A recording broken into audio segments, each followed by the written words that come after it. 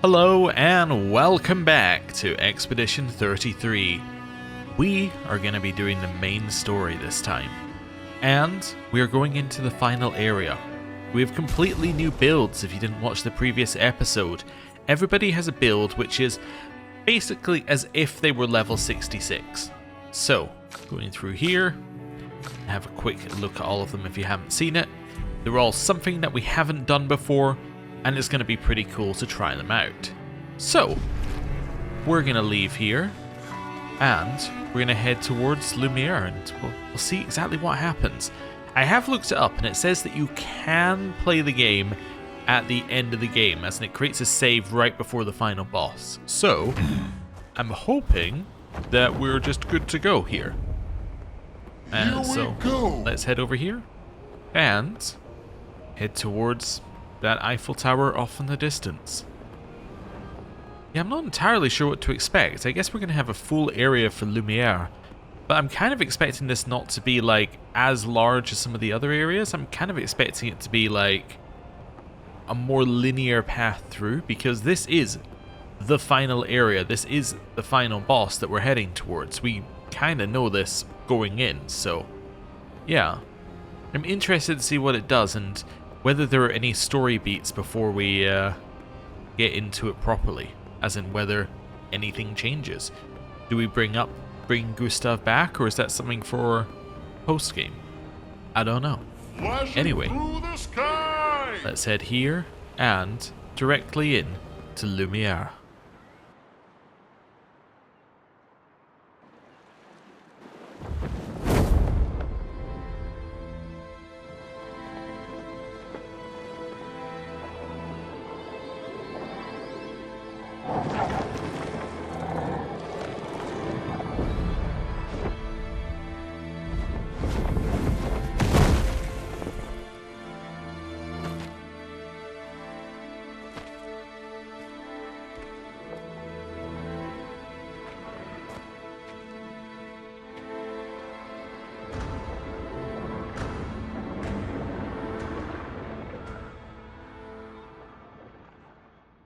Wait for us here.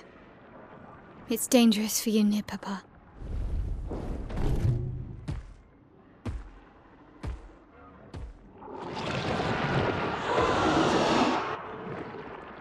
We'll have to move fast. I can't maintain them for very long.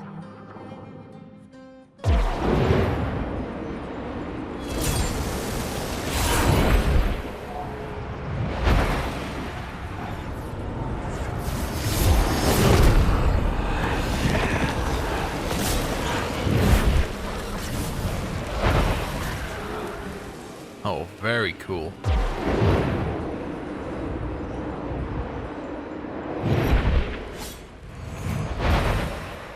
Tomorrow comes.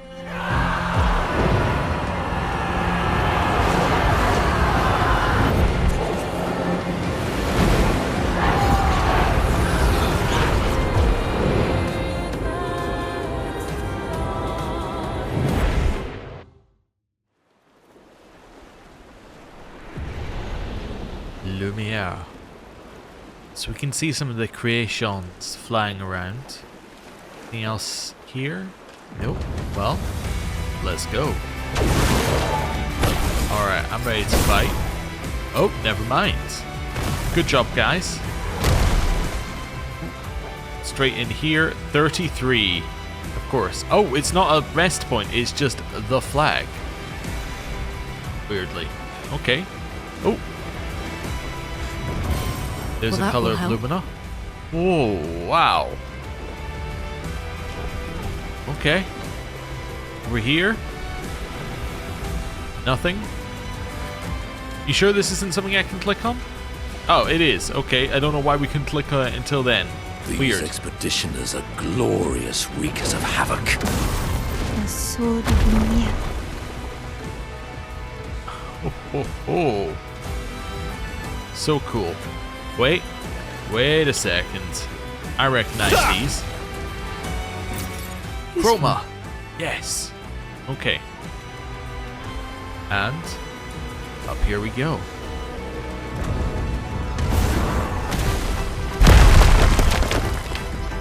We fighting? We fight? Or are you about to be taken out? I think we're actually fighting. Let's go.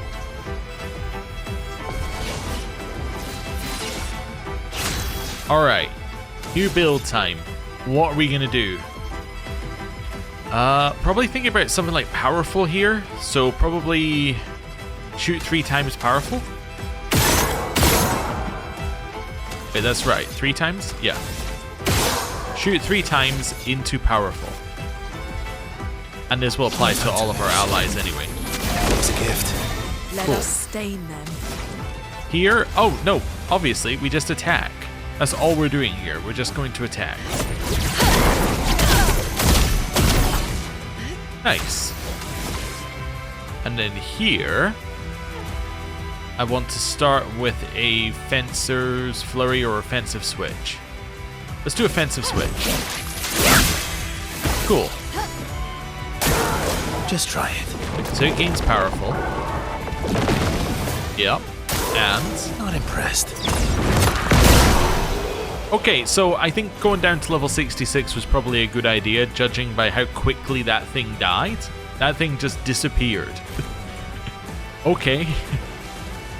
Yes, this was a good plan.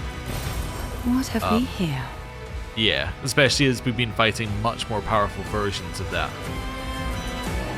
Alright. Let's go.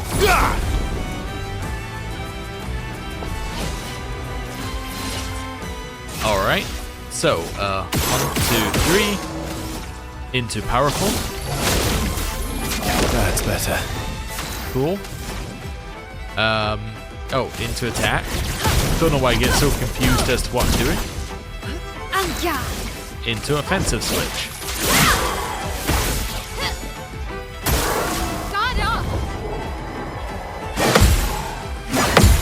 And there's our counter.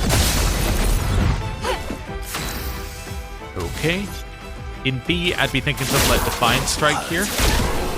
Cool. That works. Solid. Okay, so 2 different routes to go. Let's want to see what's going on over here. These guys. Let's fight this one next. Same fight. Yeah, I guess this is the first time you're meant to fight these guys, so it's giving you a couple of fights where it's like, it's just the new thing for you to learn it, so that they can use their abilities elsewhere. Cool. And then offensive switch.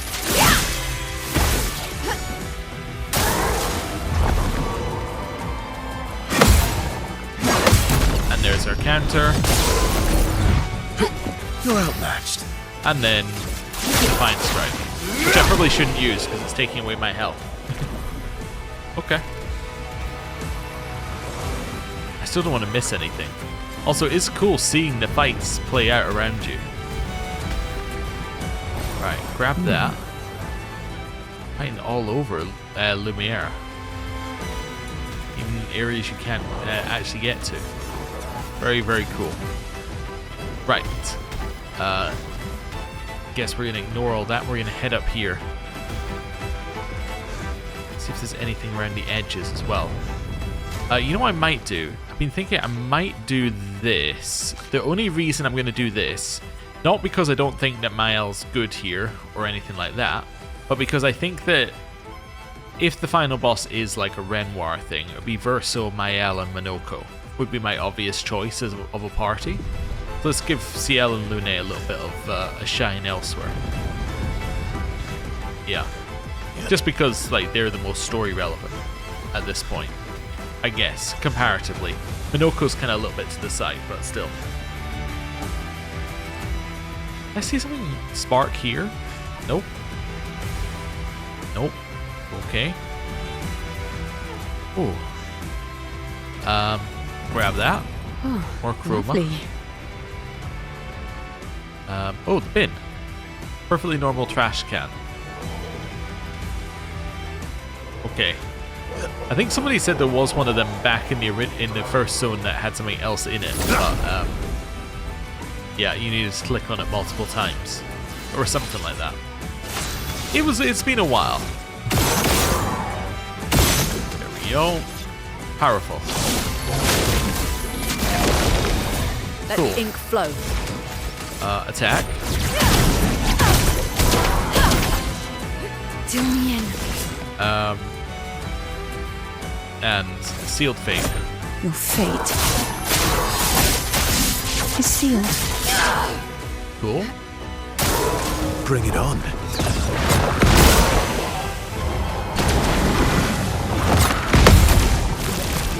And there's our gradient counter. But he's already dead, Take cover. so.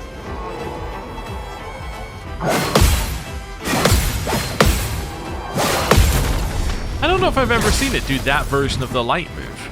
Is this the end part of the combo? Huh. Interesting.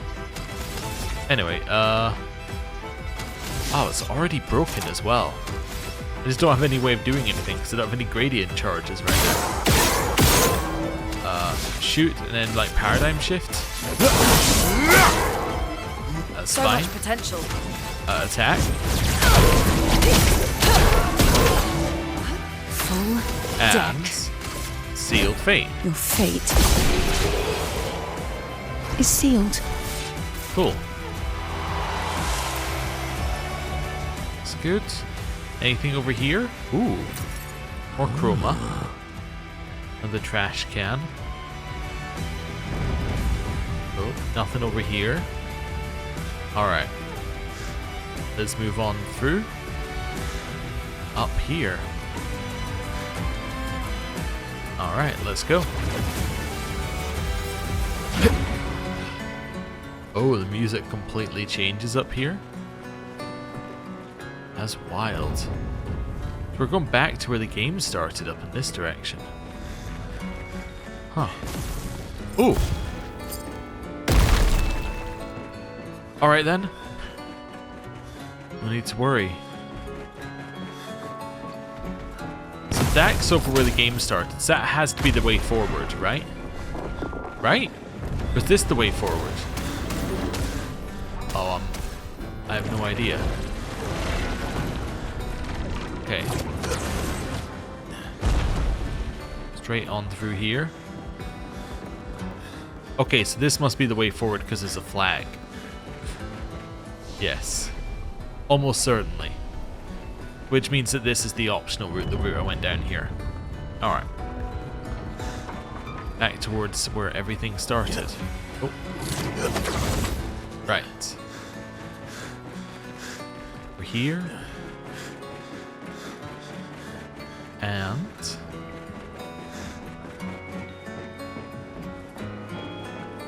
jump across.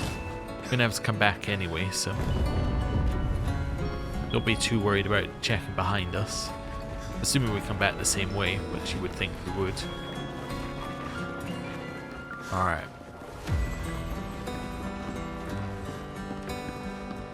All the flowers still here. Not being completely wiped out yet. Ah, yeah, we have these again. Some more things on the expeditions, yeah. Just see if any of them have any different stuff, like the gestrels exist kind of thing there. So that might even be like a Monoko in here. Huh. Nevrons. Alright. The Comtesse de la Serene. Ah, so it showed you that so much earlier. Yeah. Alright. Well, back at the start. An advantage. Energizing powerful. With 2 AP on applying powerful. Alright, well I mean that's actually pretty good for you. Which one do I give up for it? Maybe Survivor? Just looking at what we have. Energizing powerful. 16 is the level, right? So a little bit below what we've got here. Defense and speed? Yeah, you take a big speed hit, but... yeah. Yeah, let's do that. Also, I didn't realize that I don't know why I didn't realize that healing boon would be a heal. I mean, obviously it is, but it means that we could have put more things that trigger on heals with him, which would be interesting. It would change up the build a little bit. But yeah, let's head over here. And all the way over this way. So, Central Plaza. We're at the second flag already, so I would think that we're going to run into a mini-boss at some point. I kind of want something with a little bit more health to get into some of these builds. I'm just worried there might not actually be anything. It's not like we're doing insane damage either, like we're only doing like in 5,000s. So. Oh.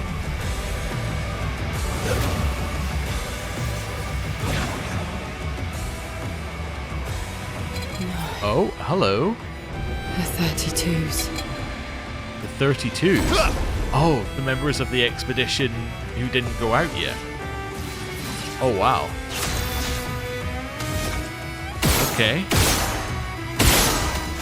They've been just painted over by Renoir, we're assuming. Didn't really mean it. Huh. Alright, attack.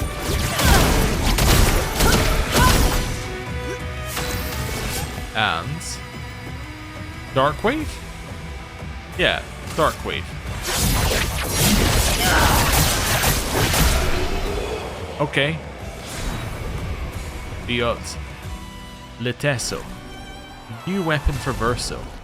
So maybe we are even now over leveled. Huh. Base attack consumes all shields to deal 100% increased damage per shield. Aha. Interesting. One shield and counter attack. Base attack gives perfection. I see the build. Basically, you counter attack a bunch of times, use a base attack to then consume all your shields, do a huge amount of damage on the next turn. Yeah, and because you don't need AP, you could also then combine this with free aim stuff. So you could basically shoot a huge number of times, then base attack, consumes the shields you have, does whatever damage it's going to do, and then you just keep doing that every turn. That could be really, really good. Ooh. Music just keeps getting better. Alright. Over here.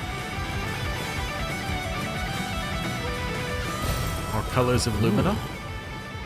And... ah yeah. Put Sophie's name at the bottom of an SKA's statue. Forgot. Huh. Now you've got the two of them fighting each other.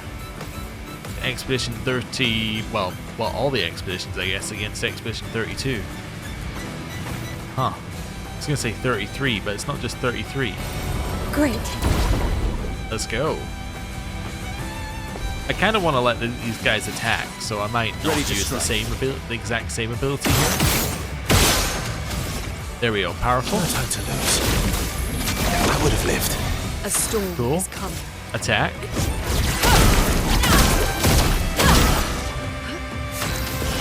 And Sealed Fate.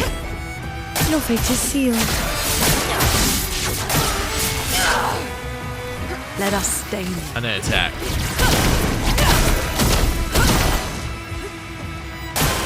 Watch out.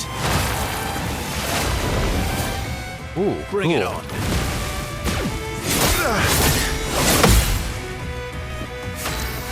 I think, is that the same moves that Gustav would do? I think that is. I think that's Gustav's move. Huh. Interesting. And... oh yeah, you're so dead. I think I misunderstood what her abilities Ready do. to strike. I need to reread that. Lithson, a new weapon for CL. Lithson. During Moon, all allies have greater rush. During Sun, all allies have greater slow. During Twilight, all allies have greater rush and all enemies have greater... oh, sorry, all enemies have greater slow. Twilight, you get both. AP on applying buff or debuff. Okay, cool. Did I misread this? Base attack applies 2 burn per fire stain. Oh, yeah, I did. So actually that would mean that if I had 4 fire stains, it would apply 8 per, so it would apply 32 fire, for 32 burn. That's pretty good. That's pretty solid, per like 1 set of attacks. It's definitely solid. Yeah, we can climb these. I remember that from earlier. Was there an item up here? I wonder if the item would still be here if you hadn't collected it. Huh. Yeah, I wonder how many little bits they put in around here for that. Alright. Just the way we came in? It is, yes. Okay. Don't want to miss anything here. Right. Let's fight.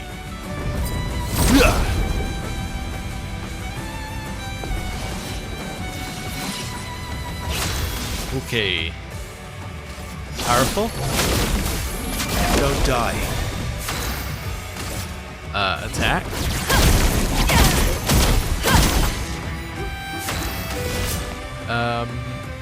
Into Sealed Fate. Your fate is sealed. Cool. Not impressed. Well, that's that one dead. Now's our chance.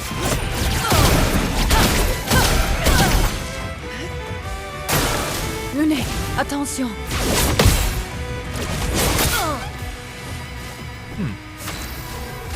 Yeah, I can't quite remember Gustav's moves, but I think that might be his moveset. Which, yeah. I guess if he was helping train the next generation, that kind of makes sense. Alright. 4 colors of Lumina. Your father. He's at the tower. Yes. My owl. Alright. I mean, I guess it makes sense as the perfect backdrop to a Paris,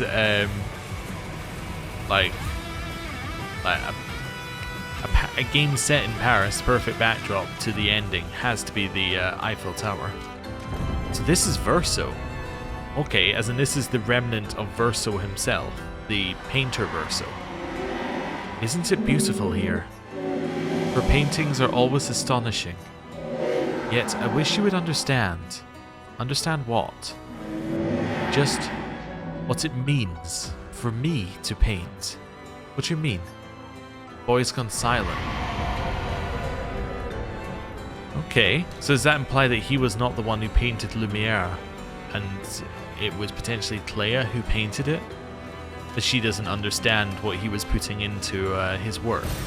Well, Which would explain why that his will spirit is enduring within it. Potentially. Alright. Oh, next flag already. Thought I heard a mime. Can't hear heard a mime, that would be crazy. Right. Oh. Ooh. Change up in the song again. Okay. Grab that. interesting. Over here. So that's the way forward. What's over here then? We have you. Let's fight.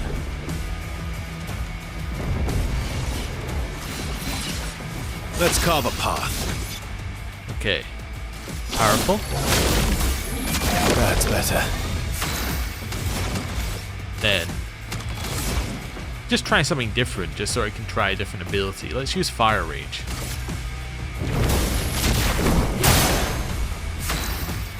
Okay. And this one.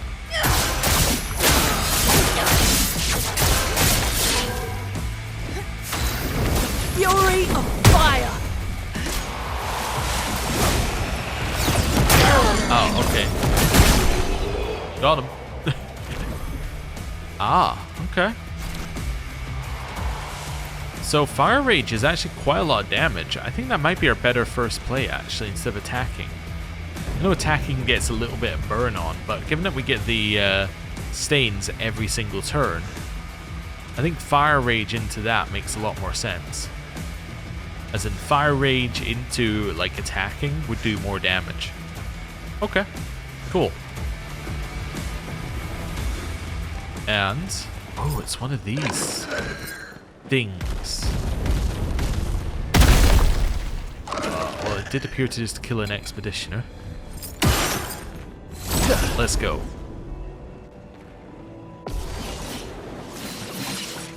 Let's carve a path. Okay. Powerful. Yeah, let's try Stormcaller as well. Let's see how this one looks.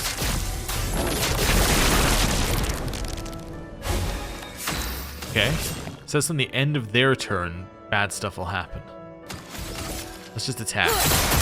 Let the ink flow. Also, I'm kind of interested. Does a light stain count as a fire stain in this situation? No. Okay.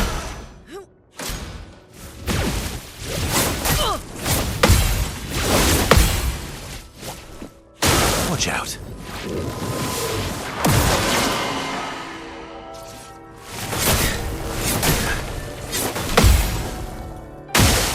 Oh, Danger! I recognize that move. That's the move that one of the yeah, one of the ballet does.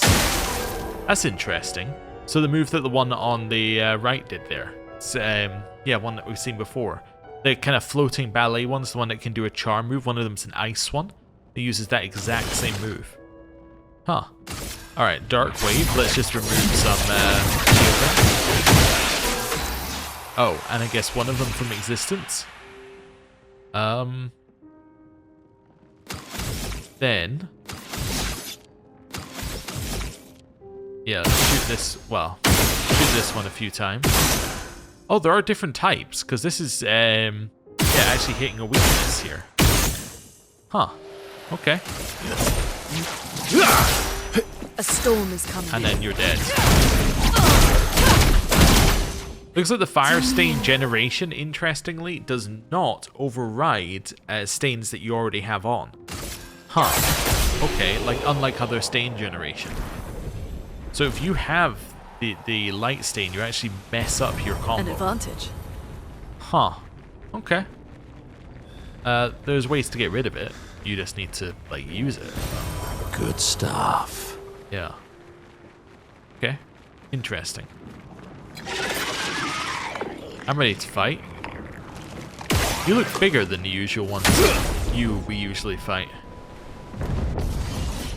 Oh, it's chromatic. A storm is coming. Echassier.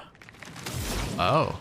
I'd love to do Fire Rage to start here. I just simply do not have enough, so let's attack. Weak to fire.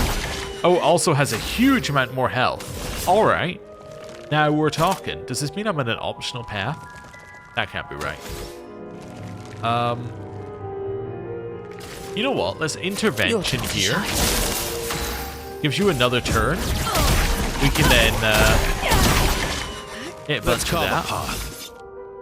Shoot 3 times. 3 into powerful. Didn't really need it.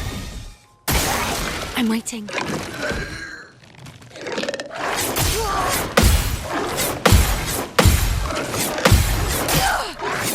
Oh right, it keeps going. Okay, so this one's Storm is stronger. coming. Attack.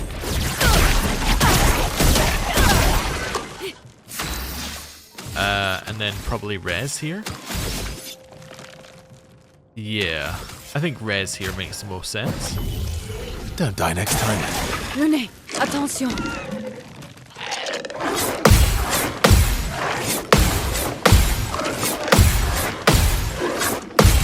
There's our counter. Overflowing with Huge. energy. And now we attack.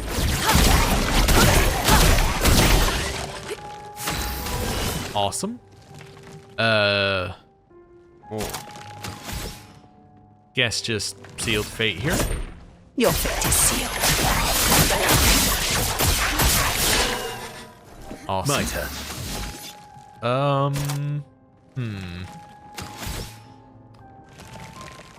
Yeah.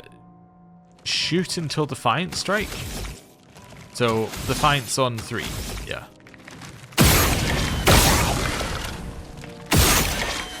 Defiant Strike. Not impressed. Yeah. The elements dance. I got anything else that makes sense to do right now? No, just attack, I think.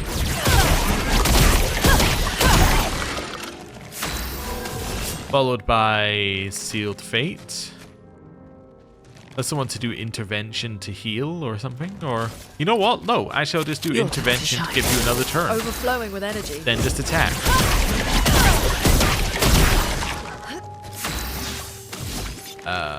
Then Powerful would actually do quite good at healing here. We could Burden to take away the negative that's currently on CL, but let's just do Powerful. Time to lose. What's this? And then it died to burn. Wow. Okay, Augmented Counter 3. I'm so happy we did this before attempting the Clair fight. Augmented Counter 3 is incredible, given that that fight's all about countering. Does it give you defense and crit? I don't know if I've got anyone who can switch to defense and crit right now, but yeah, we can learn it later. Interesting. Okay. Well, happy with that fight. Let's keep progressing down this path.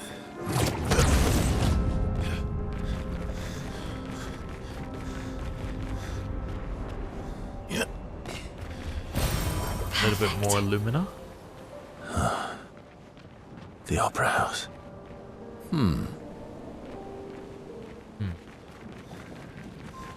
Okay. Did see a poster for the opera as well, actually, outside. Nice. But more chroma. This side.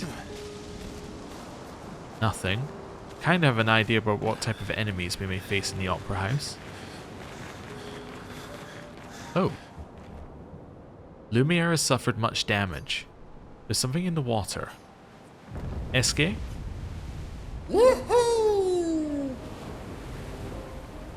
Journal! Expedition 60. That means we're missing a singular journal in the game after this.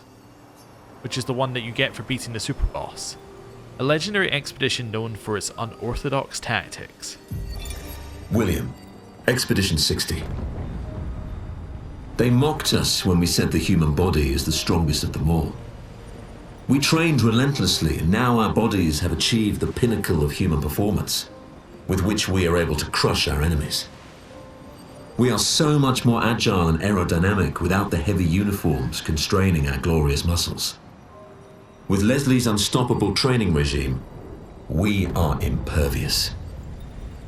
That's how we were able to charge through that ghostly Gamage barrier and reach the Paintress.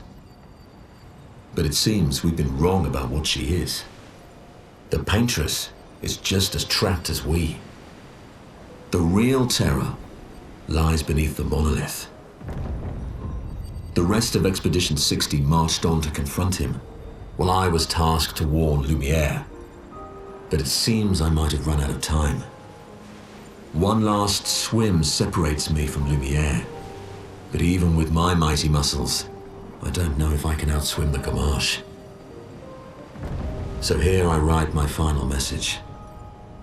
Bare naked muscles will save the world. And don't waste time on the Paintress. Aim for the bottom of the monolith. Oh, okay. So, Expedition 60 is tragic in that, one, they couldn't get that message back to everyone and have the remaining expeditions going to the right place. But two, they thought that the training regime didn't work, presumably because nobody came back. So they didn't know that the best plan was just to bulk up and hit the gym. Huh. Alright. Let's want to see what we got here. So 59. Oh, they died to the mushroom broth. 61. Yeah. Something about it, you can't help but want her to reach the sky. Oh, so that was the one that was the Axon one. Yeah. Okay. Verso and his father spent years trying to kill the Axons, was 58. So that was where they met up with Verso. So like at 60, yeah, they just didn't manage it for whatever reason. Huh. Alright. Like, as in... Anyway. Right. Let's go. The Opera House.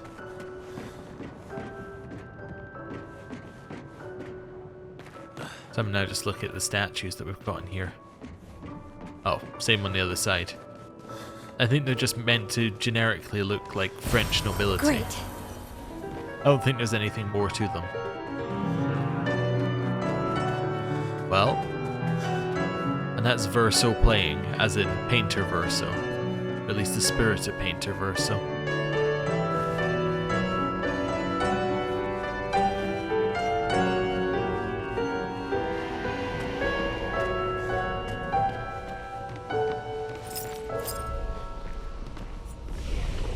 Opera House. We'll rest here. And we'll progress onwards.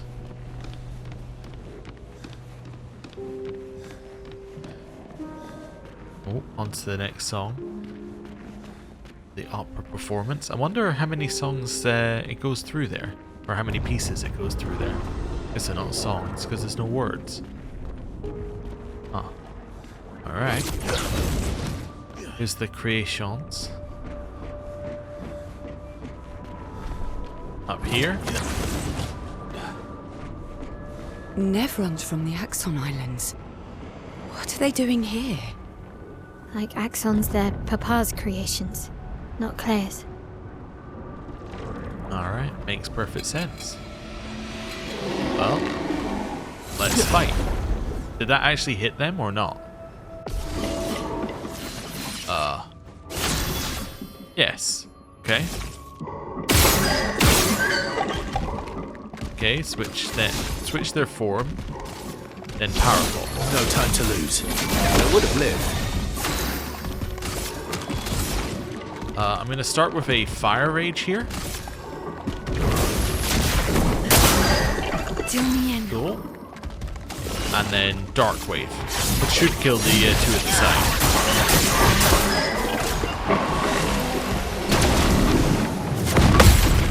Now I know the expeditioners are simply weak enemies. It's yeah, changed how we're doing these. Okay, so I just decided not to press the button on that one, mainly because I forgot that Lady Luck's smile I would today. have to. Okay. Over here. Pick this up. Two different routes forward. We can go left or we can go right. Right is big and open. Yeah, it looks like it leads forward, but we'll do this fight first. Ooh, it's got a it got Pictos. Okay, so that's the main target. Then apply powerful. Don't die. Let the ink flow. Right. Deliberately killed on Lune's turn because Lune doesn't need any AP to function. We can just attack. So I'm going to do that. Ready. And then Dark Wave. Death. It's a friend. Brace yourselves. Okay, so it gains powerful. Incoming.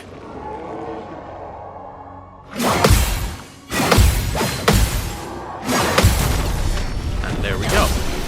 Killed it.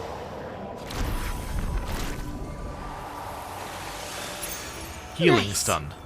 Recover 5% health on hitting a stunned target. That's the kind of thing that might be useful for Minoko's new build. I think I want to go the other way around after doing this. Let's attack the Orphelin. It is absolutely massive there on the right. Very imposing. 3, powerful. I would have lived. Chroma is flowing. Fire Rage. And Dark Look Wave. at a friend. Bring it on.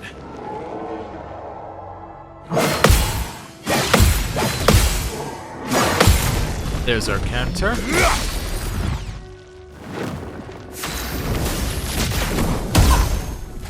Orphelin's dead. And Harvest. I'll use your life. Cool. Grab that. An advantage. We'll head round the other way. I think it leads to the same place, but I don't want to walk through what also looks to be a cutscene. So, I'm gonna go this way. It's definitely very eerie over here. Alright. That's fine. So, same thing with the flyer. You just aim for it first. You're outmatched.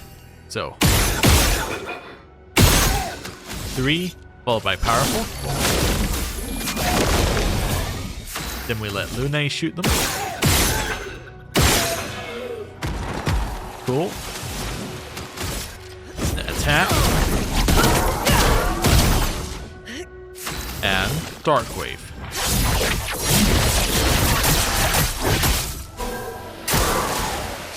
Here's our dark combo.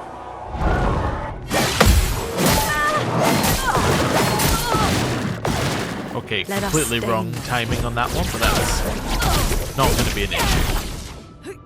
Here we go. Oh, I have enough for Harvest, so I'll use it. Useful. Ready to strike. And The elements dance. it's dead.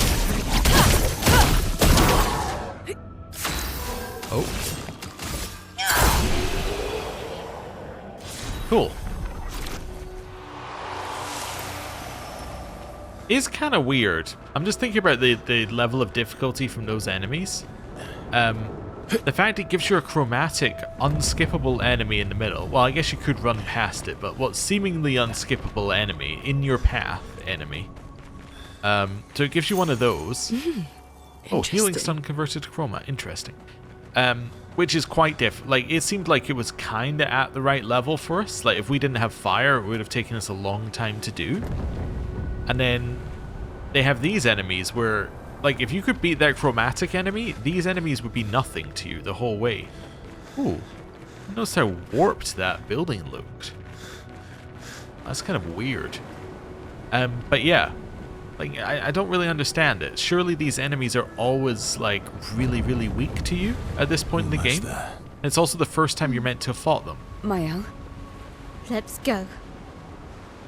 Well, if we're almost there... There we go. Let's go. Verso again. So this must be the optional paths. Or path. Right. Maybe I should continue. Maybe. I should continue. Continue what? Forever, forever. The boy has gone silent. Continue painting forever? Maybe? Continue existing forever? Good stuff. More chroma. And here. And continue along this path. So that's the route that we just took over there. So that's where the chromatic thing was. We're now kind of looping back around on ourselves here. So I was trying to figure out if that was something that went down into the pit or whether that's just a rope. I think it's just a rope. Also, this is the same area, I think, that you go through as you get toward... What is the merchant doing here? It's the same area you go through when you're heading towards the Paintress, right? Like, it's the same area of Lumiere that we would be just about to go in... That we are just about to go into. Huh. Yeah, what are you doing here? After all the mess that's happening, I was the only one curious enough to make the journey here. But this place is sad. Alright. What have you got? Poterum. Okay. Volsterum. 1 AP on stance switch. If stanceless base attack switches to defenseless, recover 5% health on stance switch. Interesting. I don't really think that's that useful, but alright. I'm gonna fight you. Lune, on the go. Right. Attack.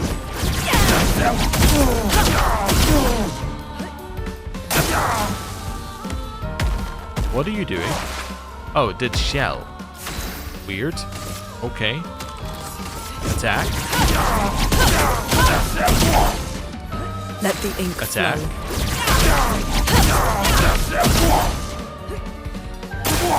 Ready to evade. There's our counter. Cool. What was my power ranking here? So last episode, where I did the different builds, I had kind of like my in theory power rankings, and I put Lune right at the bottom. I think Lune is moving up a little bit. It seems to be working pretty well in terms of damage. Now, would it work very well on like at a higher level? I have no idea. At this level, seems great. Thanks for the distraction. Now let me sell you the real goods. Full strength, 25% increased damage on full health. That's really good in some very specific fights. Like, yeah, that would be incredible in some of the fights where basically if you're never gonna... I'm trying to think of the right way of describing it. Like, if you are never gonna be able to be hit, right? So if you're hit and you would die, it's better to have something like full strength on, because... I mean, it doesn't matter. It's 25% health for the entire fight, basically. Because if you're hit, you die. So, I think in fights like that, it makes a lot of sense. Hopefully that makes some sense. It's good on one... somewhere past the gardens. Like, it's good on fights that are very difficult, I would say, or in fights which are trivial. The in-between ones, I think, is where it's not that good. Lumiere's Gardens. So we're not going to upgrade our attributes because we leveled up, because we're deliberately at level 66. So I'm assuming he's that way. Ooh. Good stuff. Rico in there. Huh.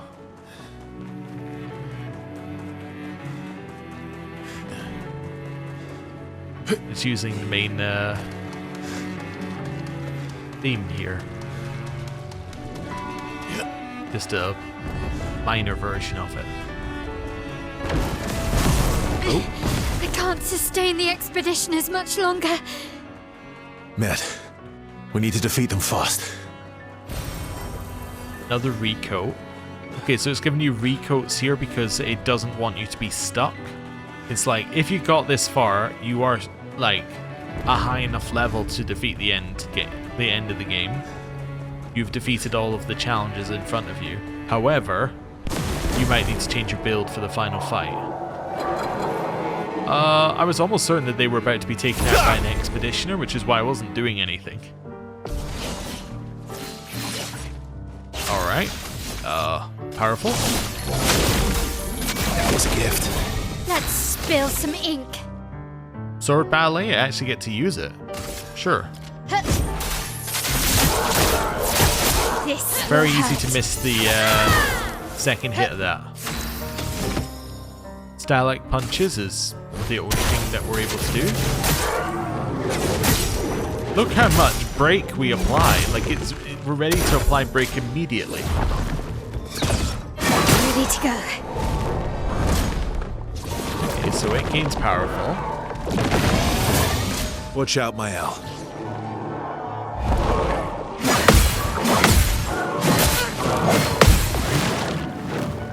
My, what lovely feet. So I would then want to bonk this one, which breaks it. My turn. Then I'd want to shoot like all the way down to kind of this level, and then maybe do a Defiant Strike. This will hurt. Into Phantom Strike here. That's better. And then just do a Mighty Strike. Cool. Awesome. Just checking something here about Phantom Strike. No, this is the one I was warned about. Yeah. Because I was checking this one wasn't. But it's just very high. Not even extreme. Okay. What have we here? Gradient Fighter. 25% increased damage with gradient attacks. Alright. Stats are terrible, so... But the ability's pretty good. It's kind of thing with all of these. Stats are terrible on all of them. Right, let's go. Ha!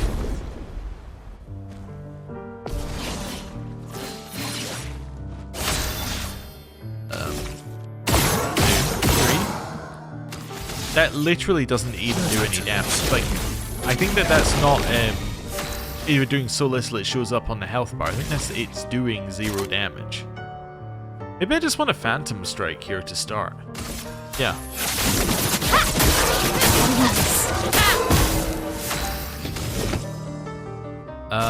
Blue. What do we do in blue? In blue, we try our best not to end up in red. Which means I can actually use either here. Yeah. But we're gonna instead do... We're gonna do Mortar. Yeah. That's fine. Doesn't matter which one I hit, so... Let's do it.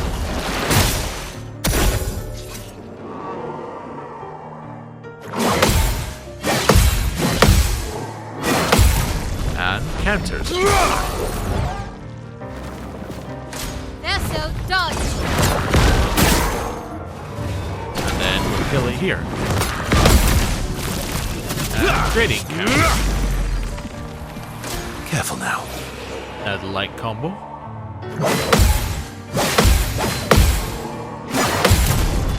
Countered.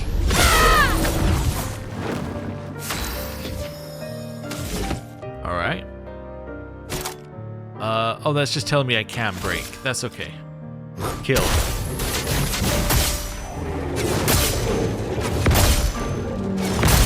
Not quite. Maximum damage. I mean, they're gonna die next turn anyway, but let me just check something. Oh, that does deal damage. Doesn't deal anything if you shoot that bit. Oh, interesting. Look at that. That bit doesn't do any damage at all. Blades. Okay. Just do the same move again. Cool.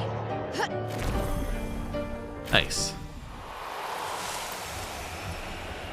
So they were blocking that. Interesting. And then nothing over here. Let's run back this way and have a look at the other side of the gardens. So, past the lines. And over here.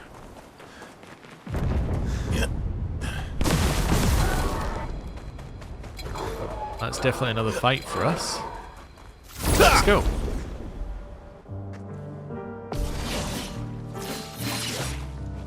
Right. 1, 2, 3. Powerful. Didn't really need it. Phantom Strike.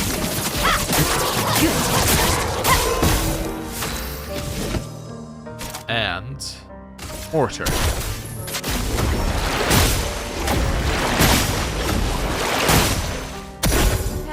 Dodge! Ready to go. Nice, that one's dead. Minoko, get ready.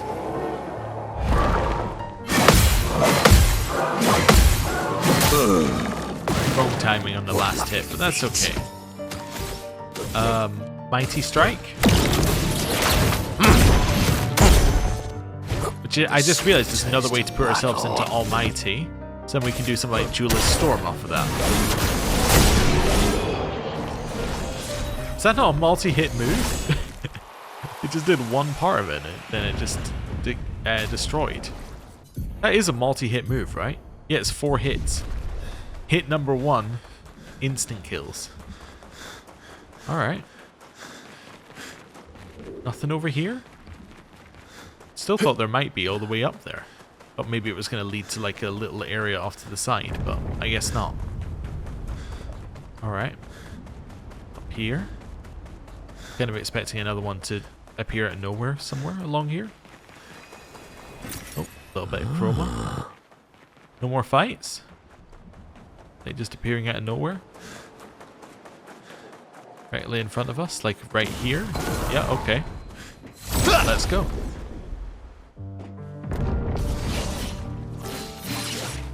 Ready to strike. 1, 2, 3. Powerful.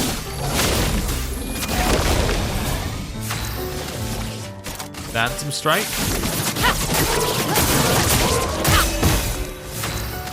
Into Ramasur Bomb.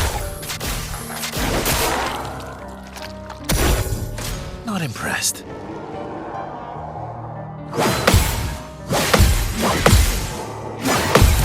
There's our counter. Parry it!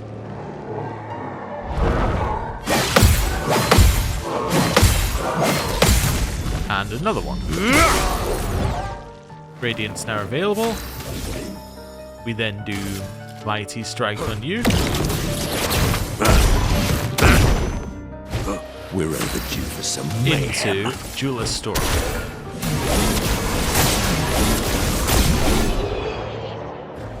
Cool. I like where that combo's going. Wow. You get Mael to generate you a huge amount of gradient charges, which then allows you to use Minoko's gradient ability to switch him into Almighty, which then allows you to do insane amounts of damage.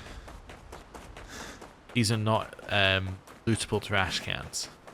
Alright. That's all needed to know. Alright then. Well, Your father's been extra inspired. The most enticing challenge. a creation. In theory, the first time you're meant to fight one as well. A bit of violence, yes? Ah, we started in red. Ugh. The worst possible outcome for us because, well, it just doesn't really get you anywhere you need to go. I guess we use Stallic Punches and that leaves us in Almighty afterwards. Let's do it. Cool. Ready to strike. Shoot 5 times. Into Powerful. No time to lose. Don't die. Bring it on. So there's our inability to heal now. Should probably watch out with using Powerful because that would count as us buffing, which would then cause a heal to happen, which would then not work if inverted. Yeah, because when we take damage, which we don't want to do. Wait, does that mean that she's going to take damage if I use Sword Ballet right now? I think it does, actually. But, oh no, she didn't take any damage when that crit. Okay, that's good. Careful now.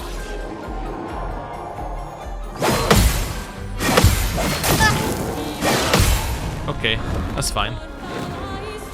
Oh well.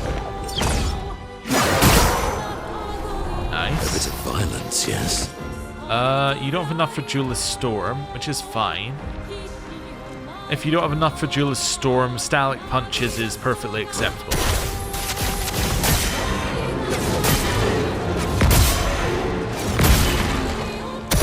My turn. Okay. I could use Burden to actually make it so that my allies can heal. That's interesting, yeah. 3. Burden. I'll carry your burden. Okay. Just try it.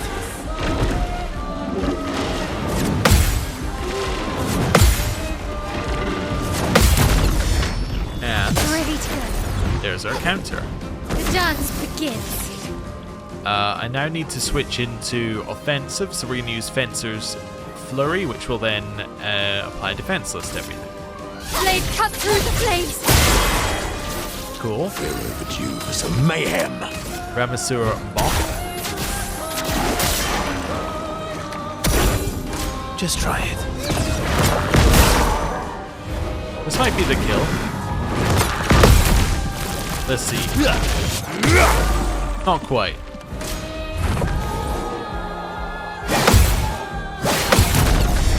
Countered. Time to end this. Ow. So he probably wants to just use Perfect Recovery here to heal. But would Perfect Recovery... would it kill him? Because it does the heal first. No, it wouldn't. We're fine. Okay.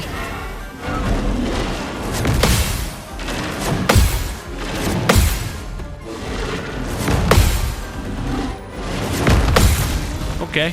Didn't actually get to see what move it was using before it attacked, because I was too busy looking at my health bar, but that worked. Okay. Mighty Strike. Oh, I think we're about to kill it. Duelist Storm.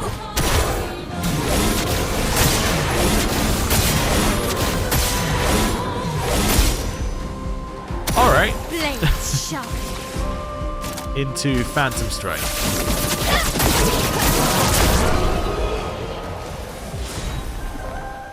Faster than strong. Always play twice in a row, but deal 50% less damage.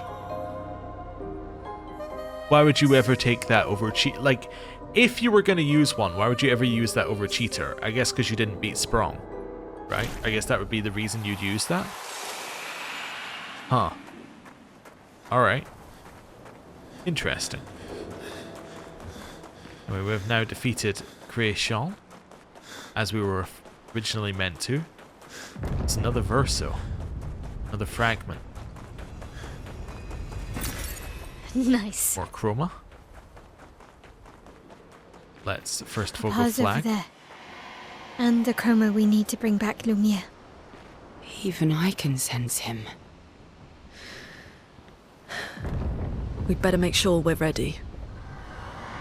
I'm ready. Yeah. Think I'm definitely ready. He is here. Doing what needs to be done. What I can't do anymore. What needs to be done? For my sake and theirs. Why is silent? It's over there doing what needs to be done.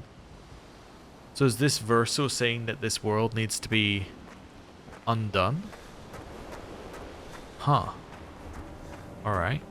Or Painter verso saying that. A fragment of him. He can no longer undo the world because he is no longer. Yes. Unless that's not what Renoir is doing over here. Unless he's doing something different. But I would doubt it. I would doubt it.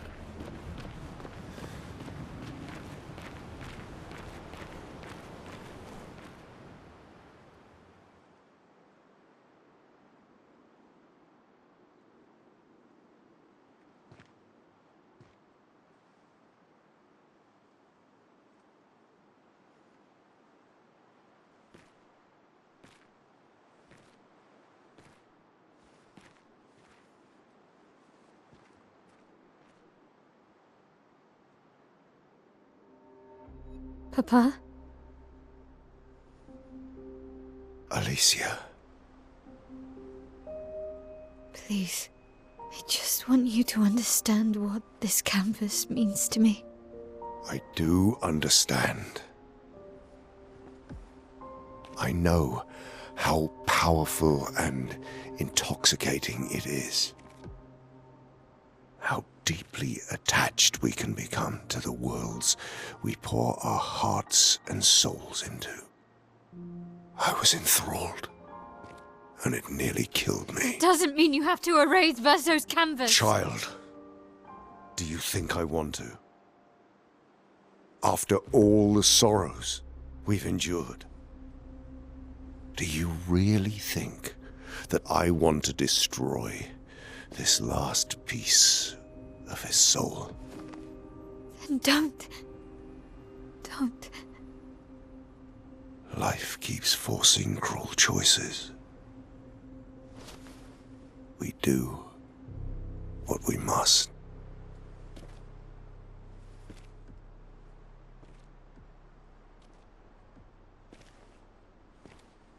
Grief often blinds us, and we make choices we can never take back. You grieve for two. I grieve for many. The choices of parents leave indelible marks upon their children. But ultimately, the voices in their head have to be their own. You cannot set the boundaries of their life for them.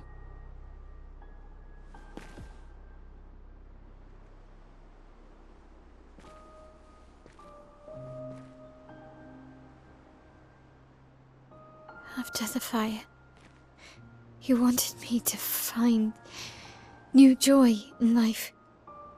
And I tried. But I couldn't. I couldn't. Verso died because of me. How do I get from that to joy?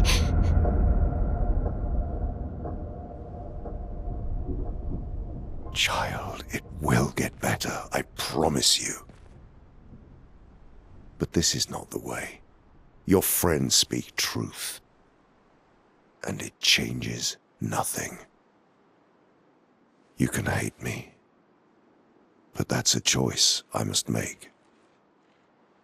As your father, I must look out for you. Especially when you can't look out for yourself. You treat me as if I'm still 5! I treat you as if the shadow from the worst day of our lives is going to suffocate you and take you from us too!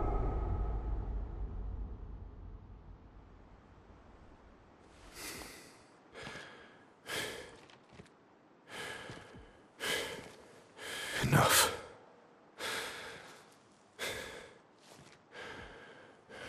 I said enough.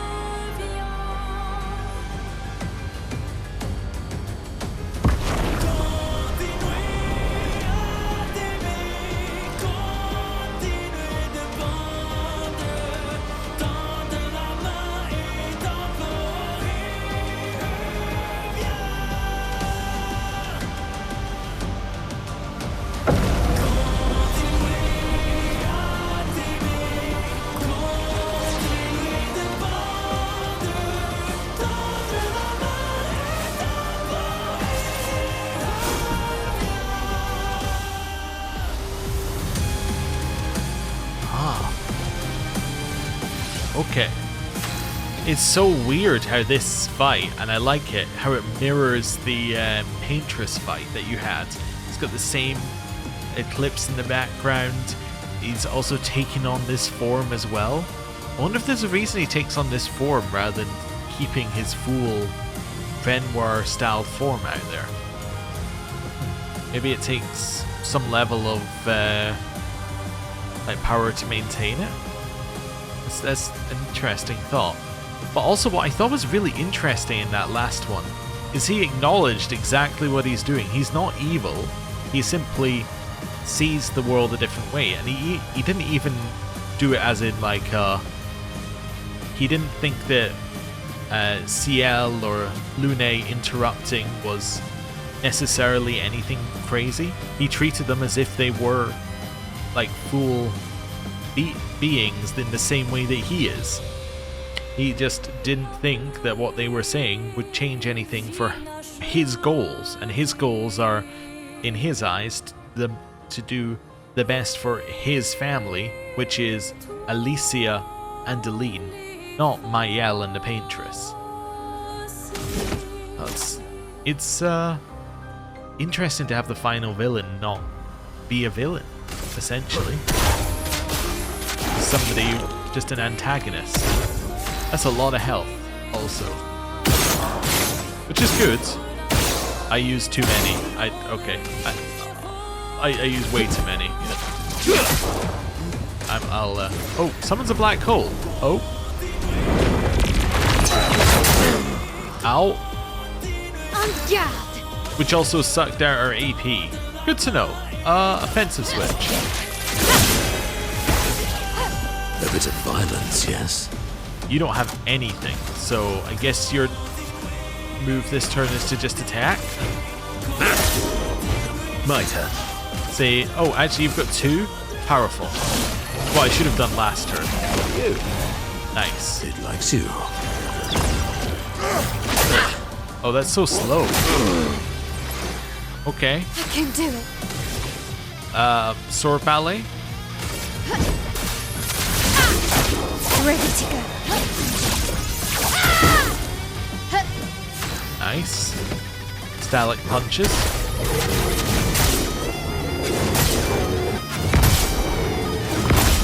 We're almost ready to break already here. I think I just apply powerful again for the heal. No time to lose. I would have lived. Yeah. Monoko, get ready. A void cross.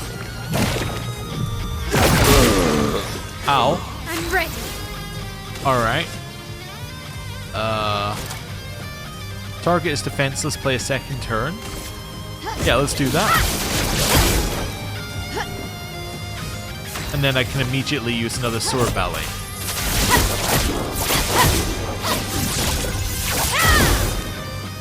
Nice. And res.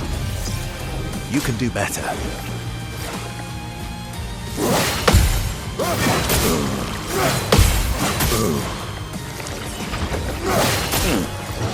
Okay, wrong timing on all of that. Sweet taste of the left claw. Ramasur bomb, which I think will break.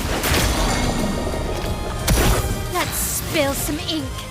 Not defenseless, but momentum strike will do extra damage to marked targets. Into stanceless. Jeweler's Storm would be great here. I'm going to use Sanctuary, which I think will then allow us to do Jeweler's Storm next turn. As in the next one of the turns we get. Time to bleed. Yes. There we go. Jeweler's Storm.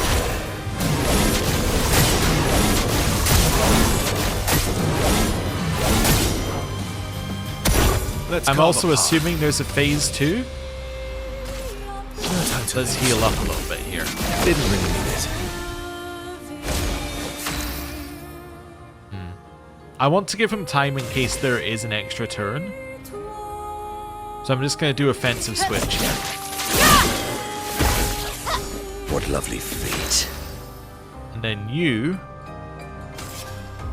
are just going to attack. I would have lived. Okay.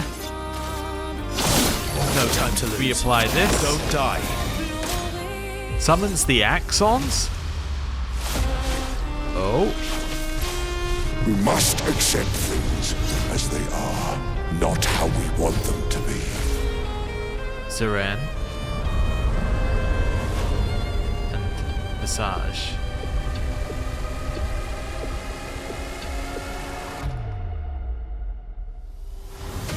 Just try it. What would Verso have wanted? Truly. The dance begins. Breaking rules. Take down their shields. The dance begins. An attack.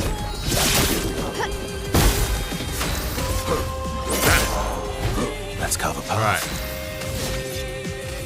Just keep applying the heal Didn't really need it. and the buff. Foolish move.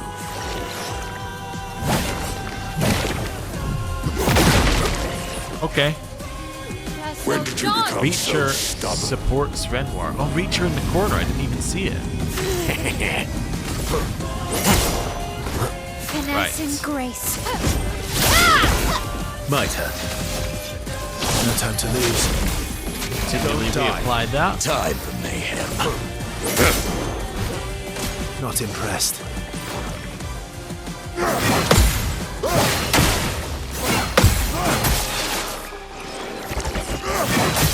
Wrong timing. Alright. Your turn to shine. The Hauler defends Renoir. Oh, I didn't even realize that was a thing. I guess one of the Axons was killed before, before we got here, right? Okay, that must be that one. My cup is full. Attack. No time to Another lose. one of these. You. Just try it. Nice. And Nice. countered. Seren rescues Renoir. Oh, okay. Stop this insanity. It's time to go home. So phase 3. I do love a challenge, but this is beginning to irk me. Fuck. He keeps regenerating. Maybe we focus on the axons first.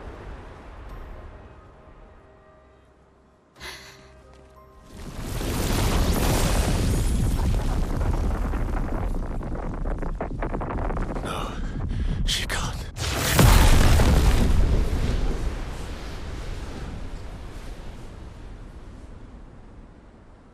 Is this Clair?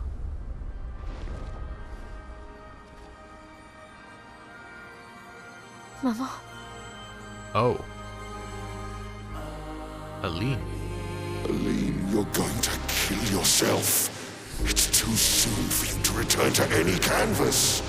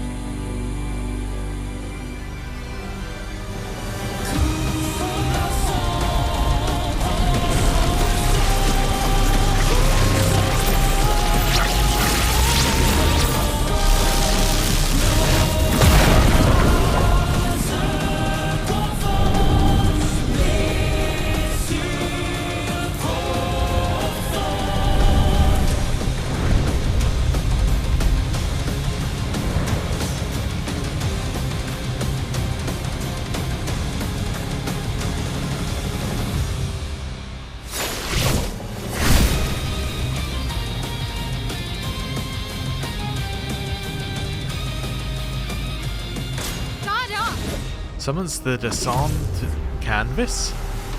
Descendre canvas? You're selfish, Aline!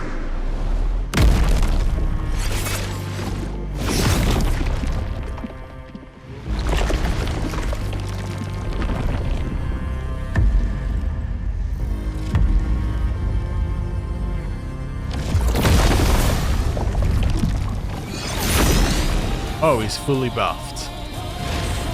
En garde. Alright.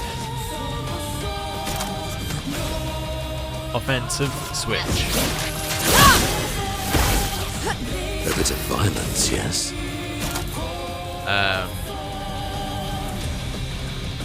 Let's do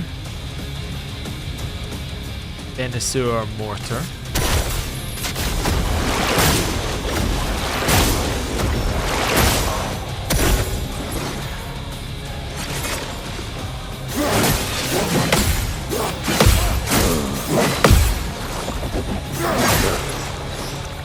Okay, not quite as swiftly as I thought he was going to attack here.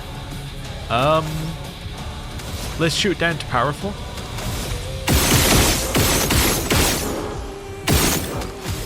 There we go. No time to lose. Don't die. Here, we want to use stallic punches.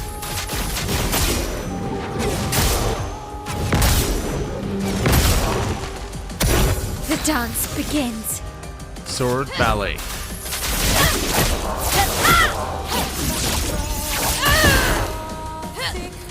It likes you. Pool of darkness.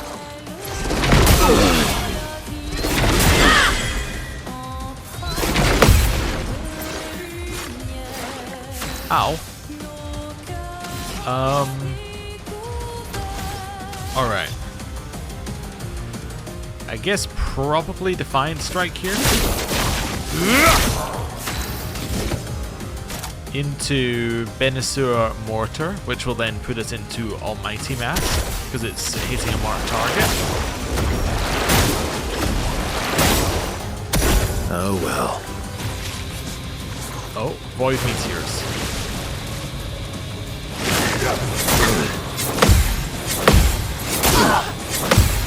Blades sharp. Okay, still alive.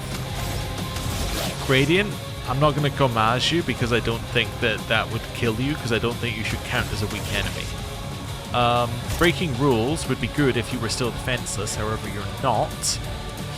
So, guess it's offensive. It is probably offensive switch again. Cool. I've lived through worse. I actually think Angel Eyes is not a bad idea given your current health. Always come back. I think I'll improvise. Right. Then probably shoot down to 3. And Defiant Strike. Into Duelist Storm, which will break.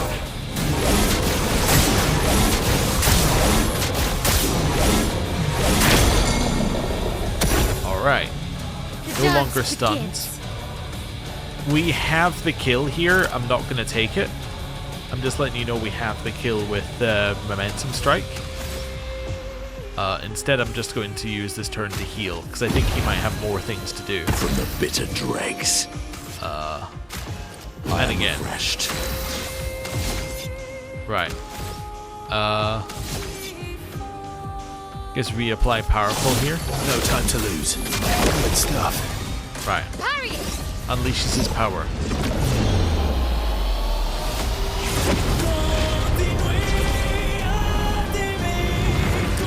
Aline, look at Alicia. She can't be here.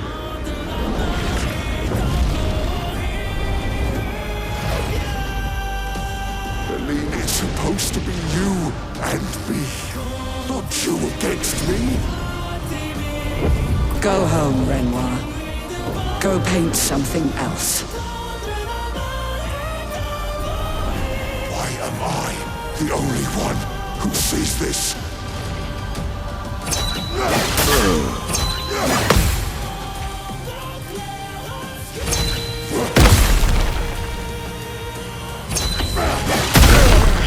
I like that he's using the attacks that his Axons used there. That's the same one that was in the Serene fight. That's very cool. Okay.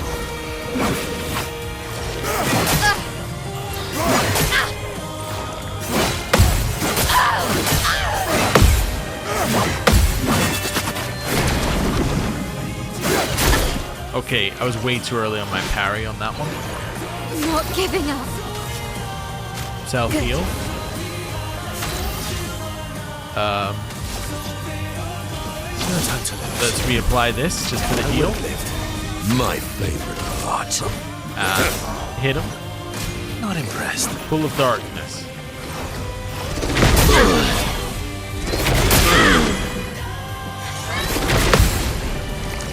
Alright. Defiant Strike. Blades sharp. Sword Ballet. That's better. What to choose? And just attack. Your turn to shine.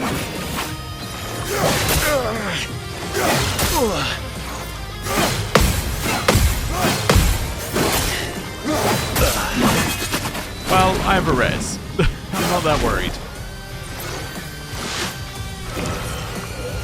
You're outmatched. Right, Defiant Strike. And... oh, I don't have enough for Momentum Strike right now. Offensive Switch. My, what lovely feet. Duelist Storm.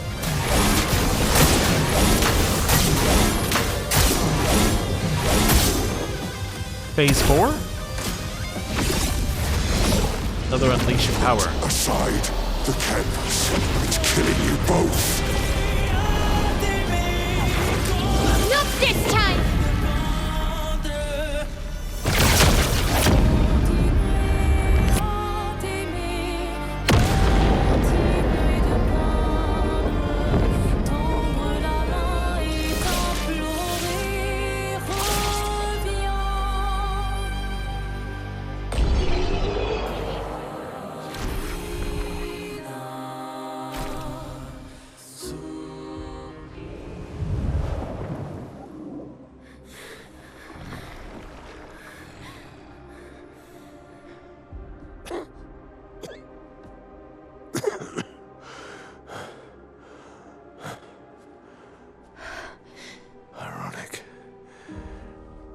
Your mother was the one who saved me when I lost myself in a canvas.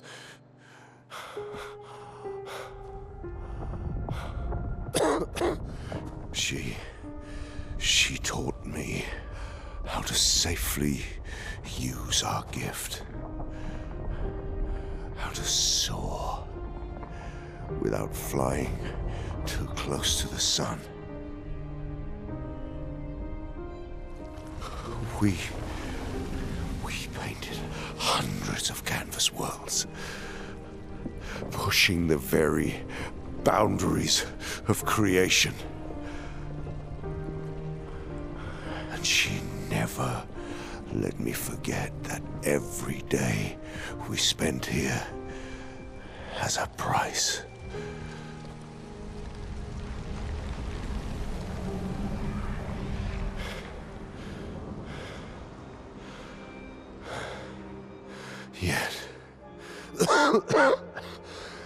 Yet, here we are now. So trust her. If she's doing this, then... I trust what she taught me. This is not a game.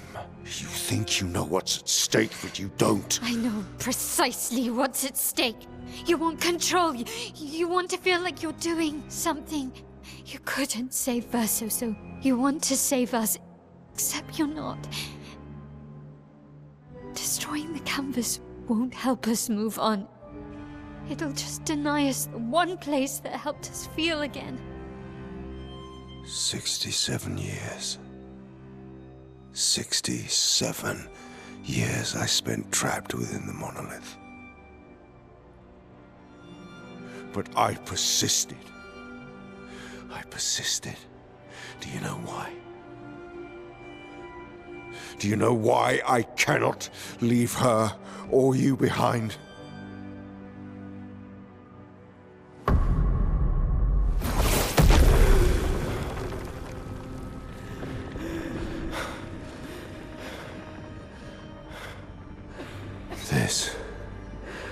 This is what I see every day.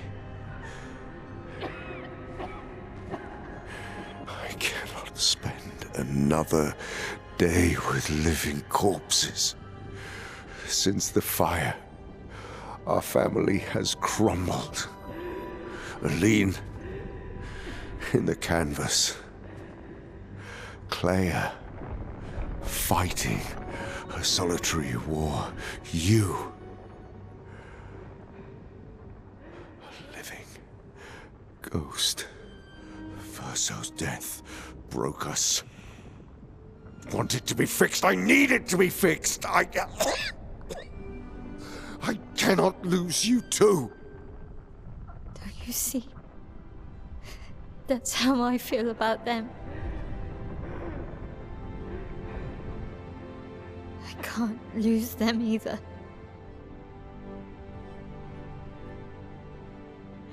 I've lost too much. Papa, see? I've lost so much. We both lost so much. Papa, I don't want to lose you either. I'm not leaving you forever. Just a little longer.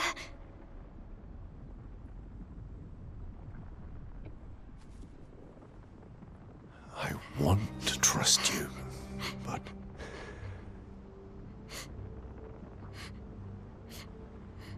You can.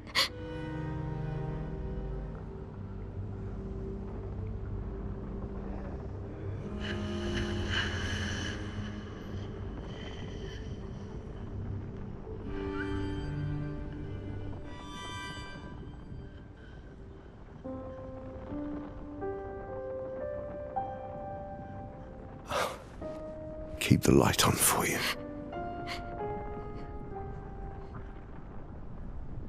I hope you find peace.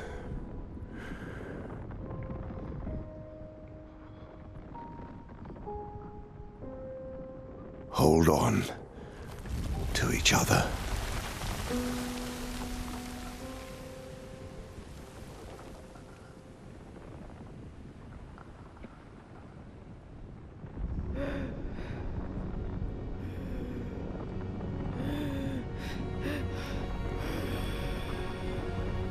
He's seeing if he can leave the canvas. Verso! I'm sorry.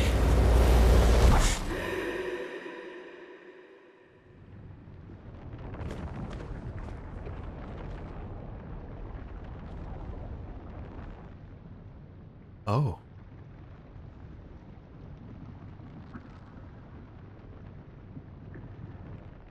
It's in the space in between.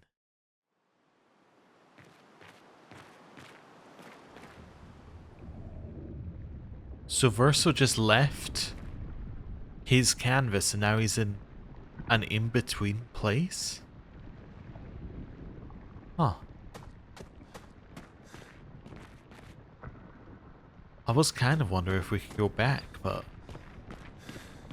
I'm more interested in whether we can go forward. It's the spirit of Verso? It's time to stop painting? Or leave? Oh. Okay. So... I did see one thing about the ending of this game, which I didn't think was going to be relevant, but I feel is relevant now. I saw that there are multiple endings. I'm kind of assuming this is pick your ending? Huh. I'm gonna go with... Tell Verso Spirit to stop painting? To stop making... Or to stop... adding to the world? It's time to stop painting?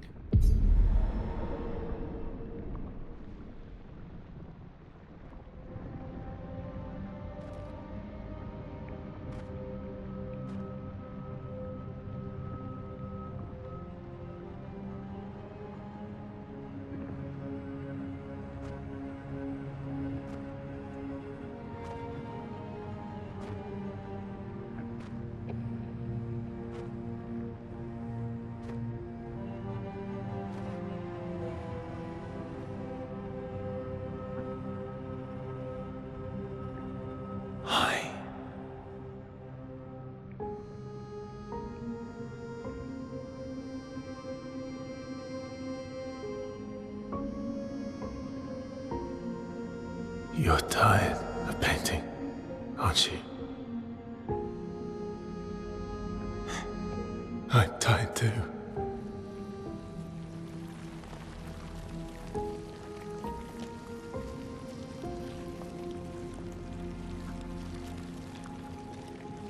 That's...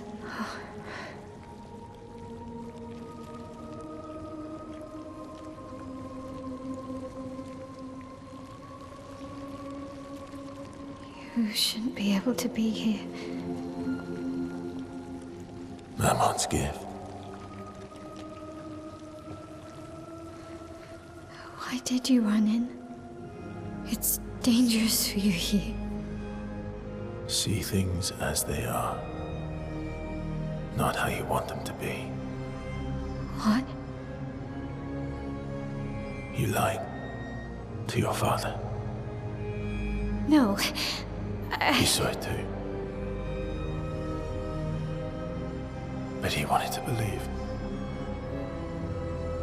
You're going to die here.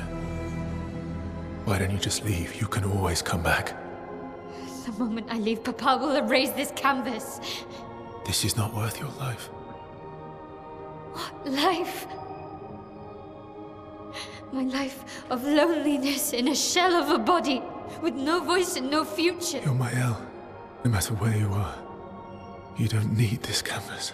But everything I want is here. Here I have a chance to live, Verso, to live. Out there I merely exist. Life keeps forcing cruel choices. Stop quoting Papa!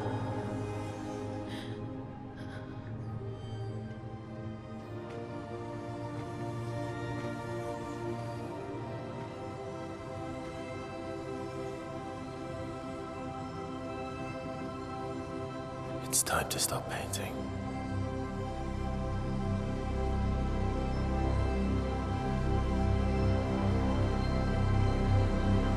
Verso!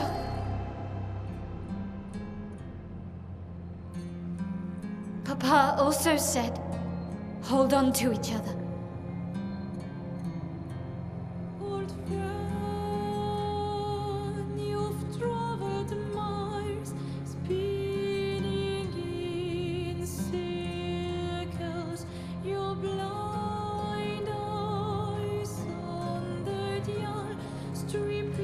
I'm sorry.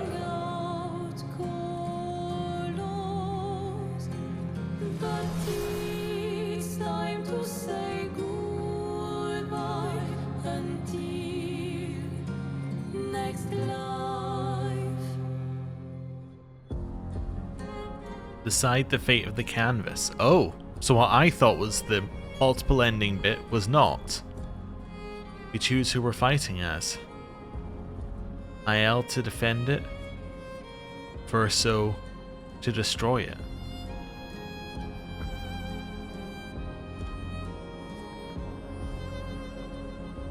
Well, I feel that as we've gone through the game, Verso is our point of view character. So I'm more inclined to fight as Verso.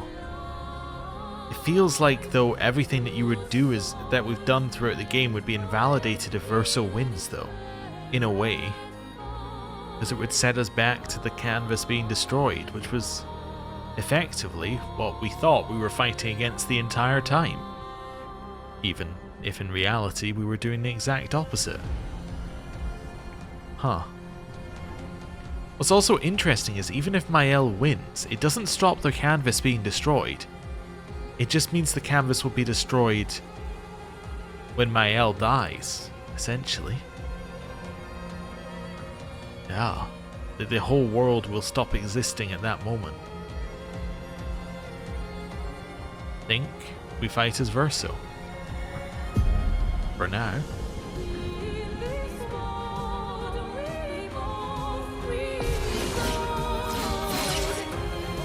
In our weird support Verso build that is not at all built for one-on-one fighting.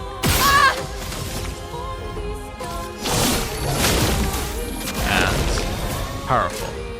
Verso, stop! You can't just decide this for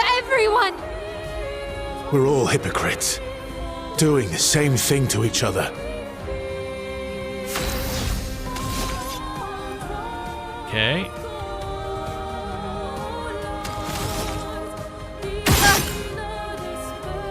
Shoot. From B. Shoot. And paradigm shift.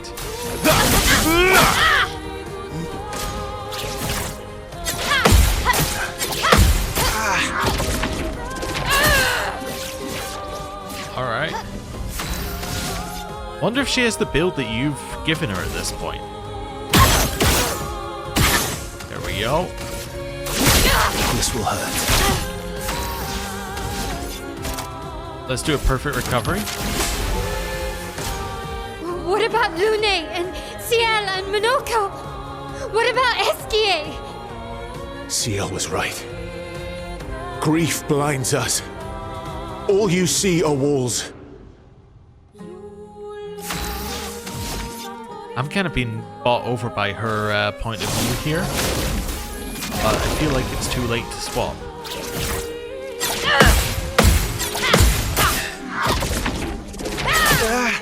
Ow.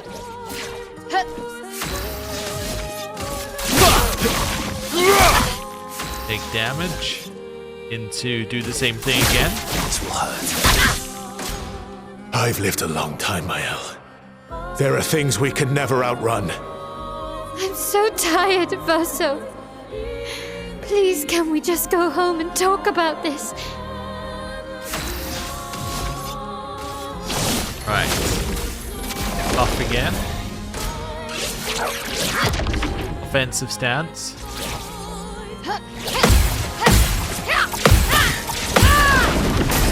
Ow. Okay. Defiant strike. This will hurt. Into perfect recovery.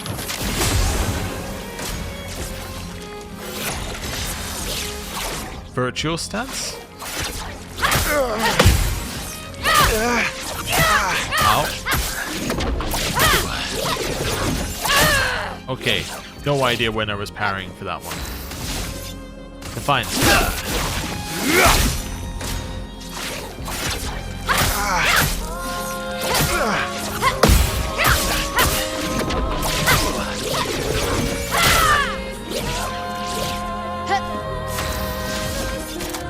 Perfect recovery.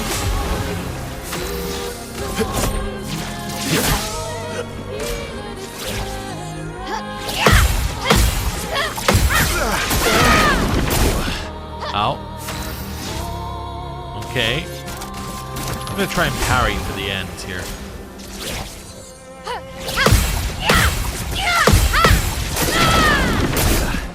Oh, not quite. Heal. Heal.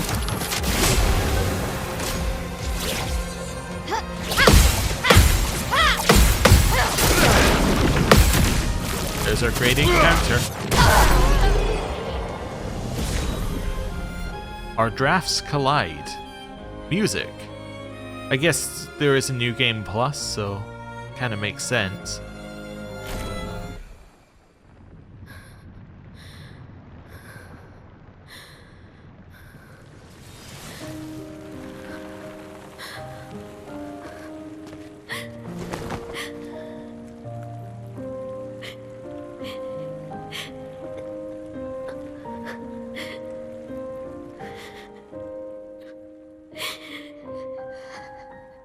Don't do this.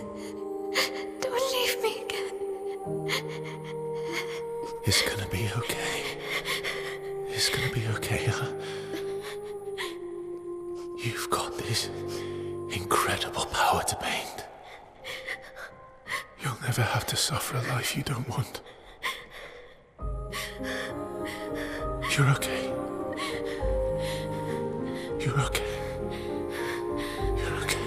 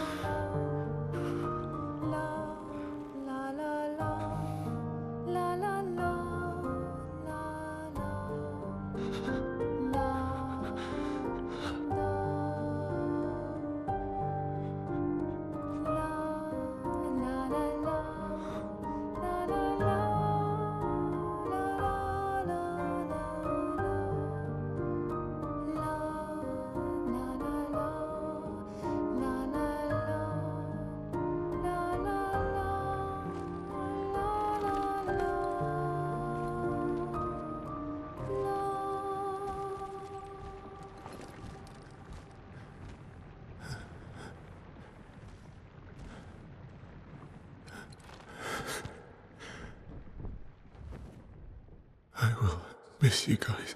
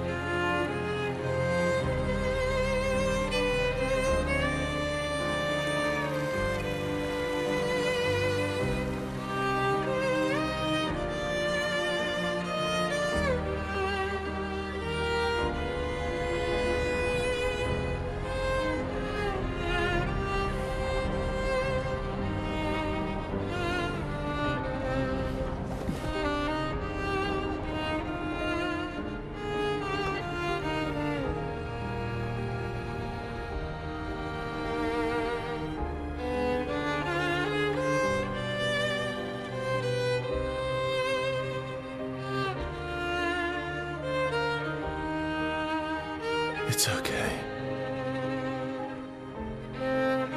It's over. Versa.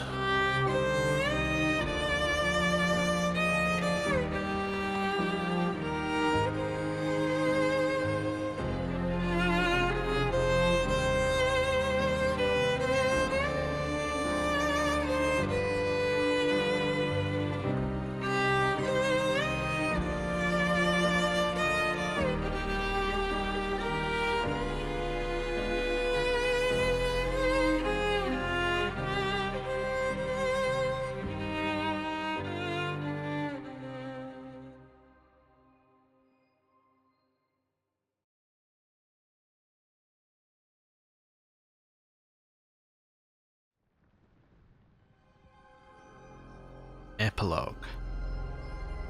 A life to love.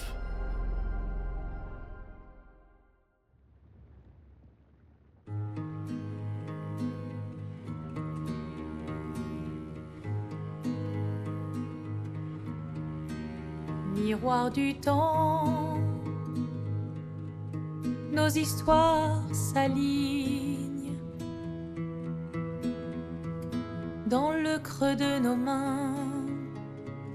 Deux mondes se dessinent, l'un peint de rêve où le chagrin s'efface, l'autre nu et réel où notre deuil prend place.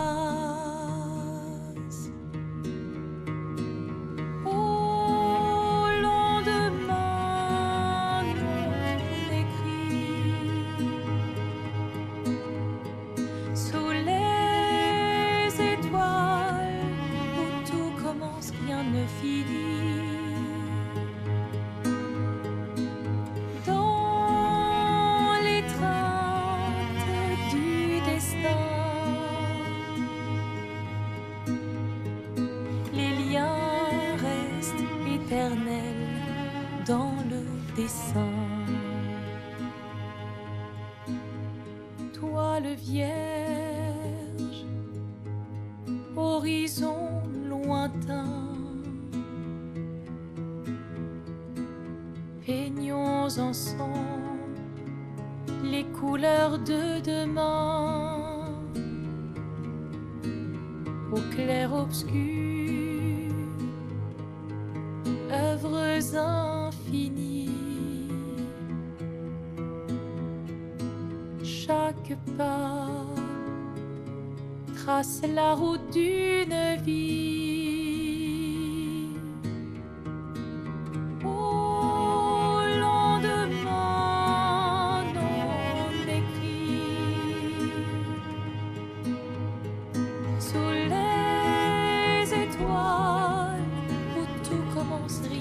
fini. Dans les trains du destin, les liens restent éternels dans le dessin.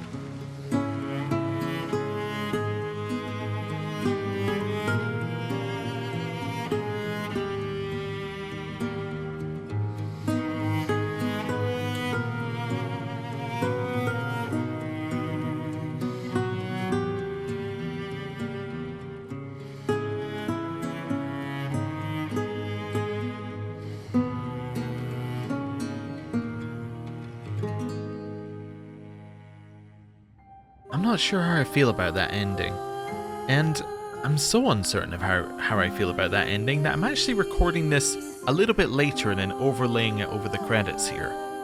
And the reason is that I just needed to think about it a little bit. I think that that ending didn't work well for our playthrough, because I think that the Mael ending was the one that we were naturally going towards, and I'm definitely going to go back and do the Mael ending, and we may finish off the series by going back and doing the Mael ending, because I want to see what the other side of the coin is like, because that ending feels a little bit unsatisfying, I think is the problem. I don't think that that ending feels great as the ending to the tale, like to the ending of the story, because it doesn't really resolve anything that happened within the world. It kind of just happened. And it kind of happened out of nowhere. Like, yeah, sure, there was little inklings. You could see that Versa was obviously unhappy with what was happening. But it felt like there was a little bit missing. It felt like you needed a little bit more to the story. And part of the issue I have, I think, is that it gave you the choice of ending. Now I understand why. It's because if they had given you that ending as the only ending, many people would have been very unhappy with it. Because that ending doesn't feel great. It's great for Mael, right? It's the only answer for Mael if you were thinking about this from a logical point of view, without the whole game clouding your point of view, right? This is effectively a fantasy world for her. It's a world where everyone knows it's a fantasy world. It's like if somebody said, I'm going to stop living my life and I'm simply going to waste away within Second Life. People would be like, oh, that's not good. We should stop that. And they're like, no, it's real to me. And people go, no, I get it, but like, you really need to, like, not do that. It like, from a, if Mael was a real person, or if Alicia was a real person point of view, it makes perfect sense that that is the ending. Because it's the only ending that could happen. It's good for Aline, it's good for Alicia, it's good for Renoir, it's good for Claire.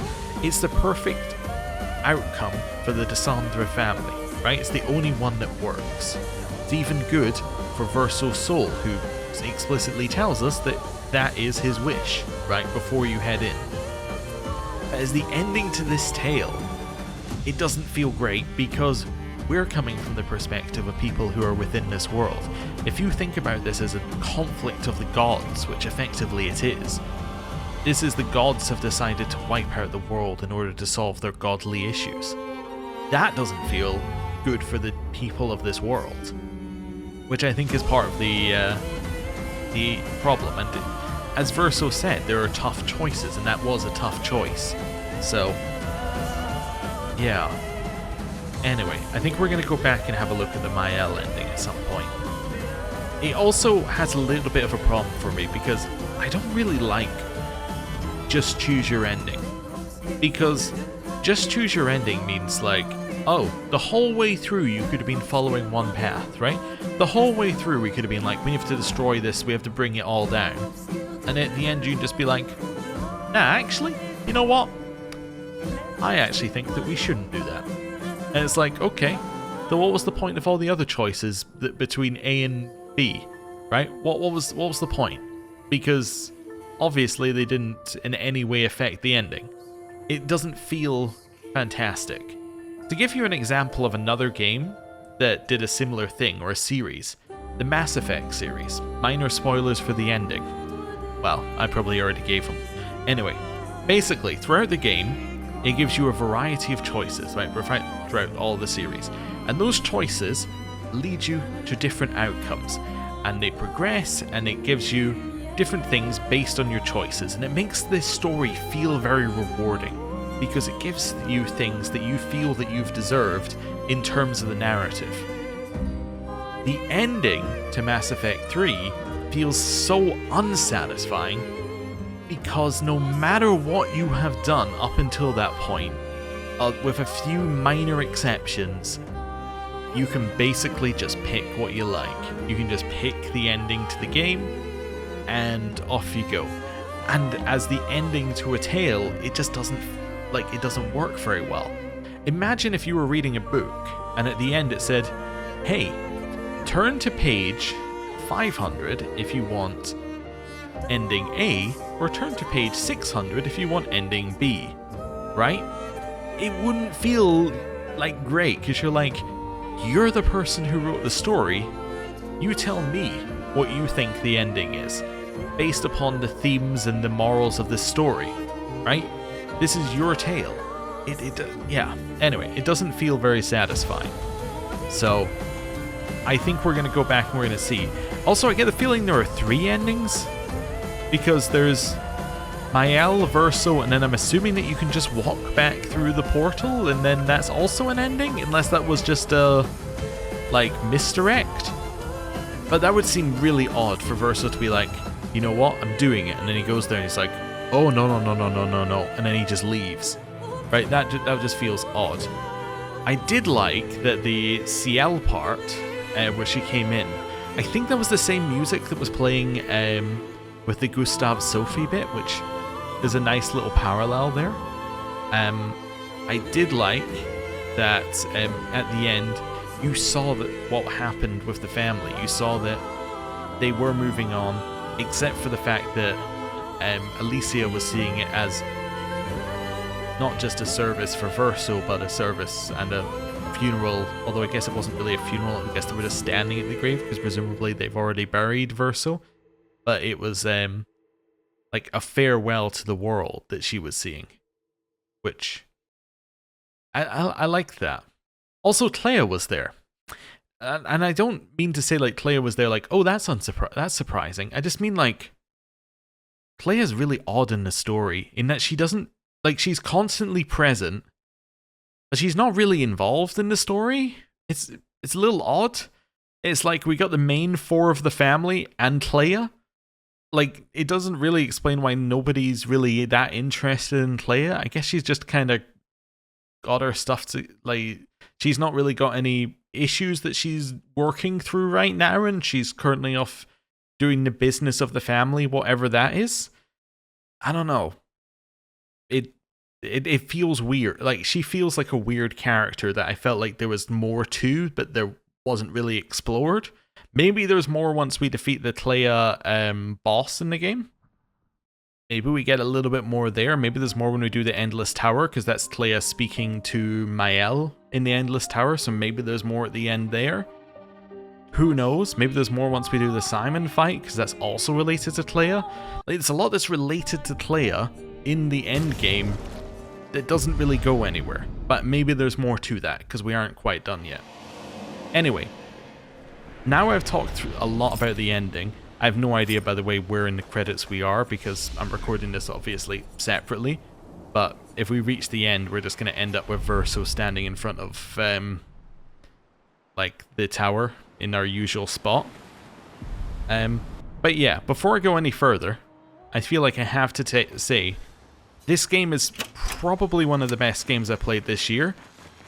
It's definitely one of the best games I played, like, not, like, full stop. It is really, really, really good. The reason I have to say this is because I've got more negatives to talk about. You know what, let's talk about a positive. The music is incredible in this game, right?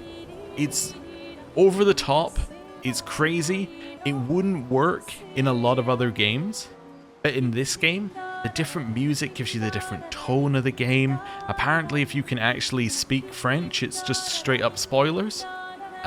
We get like little bits here and there, but it is really, really, really good. And I think that it sets the tone of the different fights well. Like the fact that the music mixes up so much between different fights, it stops the turn-based fights from feeling as stale as they could feel, right? Not that they feel stale in of themselves, but that having different music across the same fight can make the fight just feel a little different, which I think is cool. Alright, so I said I had more negatives, which I do. The next one I want to talk about is the fact that Act 1 of this game is potentially one of the best starts to a game that I've ever played, right? Act 1, if it kept up Act 1 for the entire game, the game would be a 10 out of 10 for me. The story was very intriguing right off the bat. It dragged you into the story, it got you into the world, and then when you came off the boats, immediately you've got this villain. He's unknown. You get to see Gustav at his best and at his worst. You get to see Gustav effectively, I think the right way of putting it. You get to see Gustav in all of his forms, and it really draws you into the character. It gives you a full idea of who he is, and it lets you get immersed in the story. Which is why I think it is so grating when Gustav dies and you move into Act 2. Because they immediately replace Gustav with Verso. Now Verso's really good. I really like Verso. I really, really like Gustav because he's the character they sold you, right? He's the character and that's the game they sold you in Act 1. And then in Act 2, it's like, it's kinda like Gustav, but it's not. Which doesn't feel as good.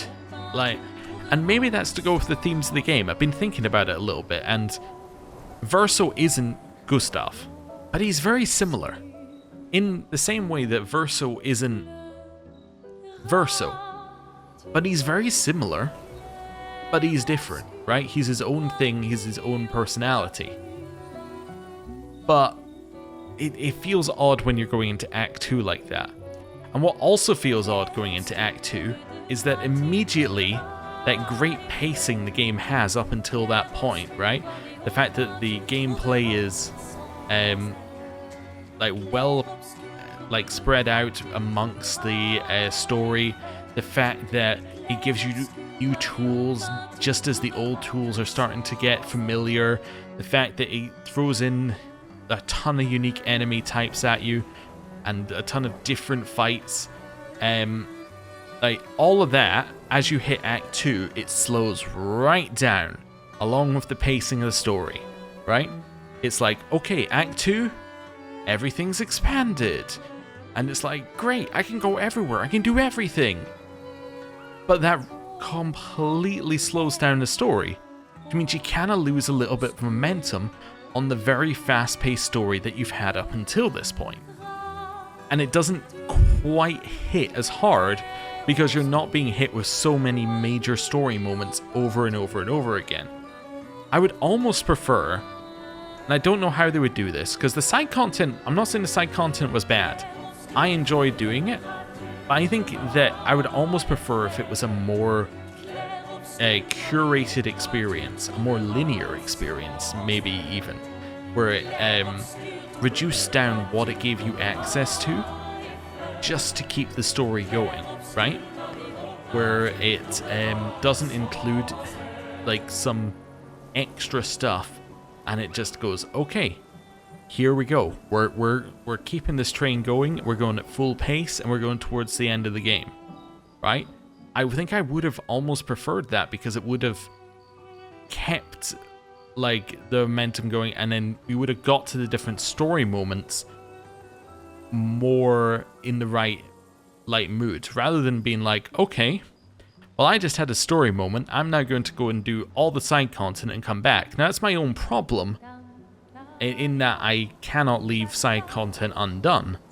But if you have side content that makes your main story not flow as well, why do you have the side content? What's the purpose of it? Like, is it just to give you somewhere to level up? Could you not get more experience as part of the main experience? Is it somewhere to give you practice on certain mechanics?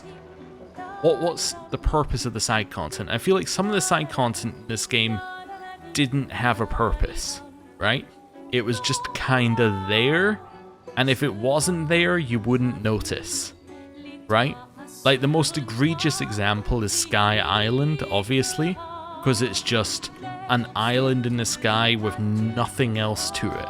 It's got one enemy island in the sky. If you took that out of the game, at no point would anyone be like, you know what this game needed? It needed an island called Sky Island in the sky with nothing else in it except for one enemy. Like, no, nobody's going to be crying out for that. It's just like,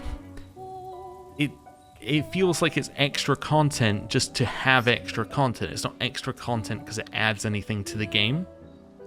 Anyway, just a little bit of bloat. But that being said, we're going to go back and do the rest of the extra side content. So, like, I guess I'm at fault because I'm 1, the complainer, and 2, the consumer. As in, I'll complain it's there, but I'm still going to do it. So, and I also don't know how much I would feel the same way if I was playing the game not recording it, right? If I was not recording it, would I have noticed that the story was slower? Maybe not. Would I have played it over a more, like, constrained period of time? Like, would I have played the game over the course of, like, say, a couple of weeks instead of a couple of months? Would that have changed how it feels? Potentially, which, you know, it's something to think about.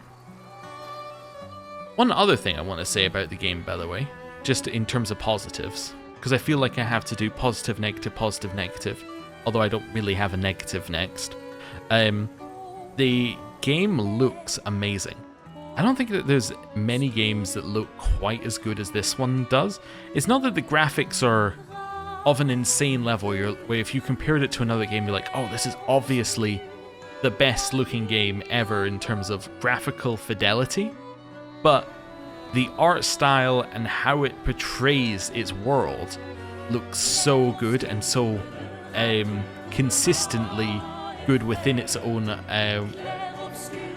like, within what it's trying to convey, right? I think that's what's good about this game, is that everything fits together very nicely, and it all looks amazing because it's all designed and fits well.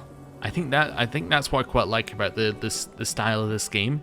Like, every single area you go to, a new area, you're always like, wow, this area looks incredible with what they've done. Like, a bit of color here, some areas being a little bit black and white, some areas being completely dark with just weird light sources.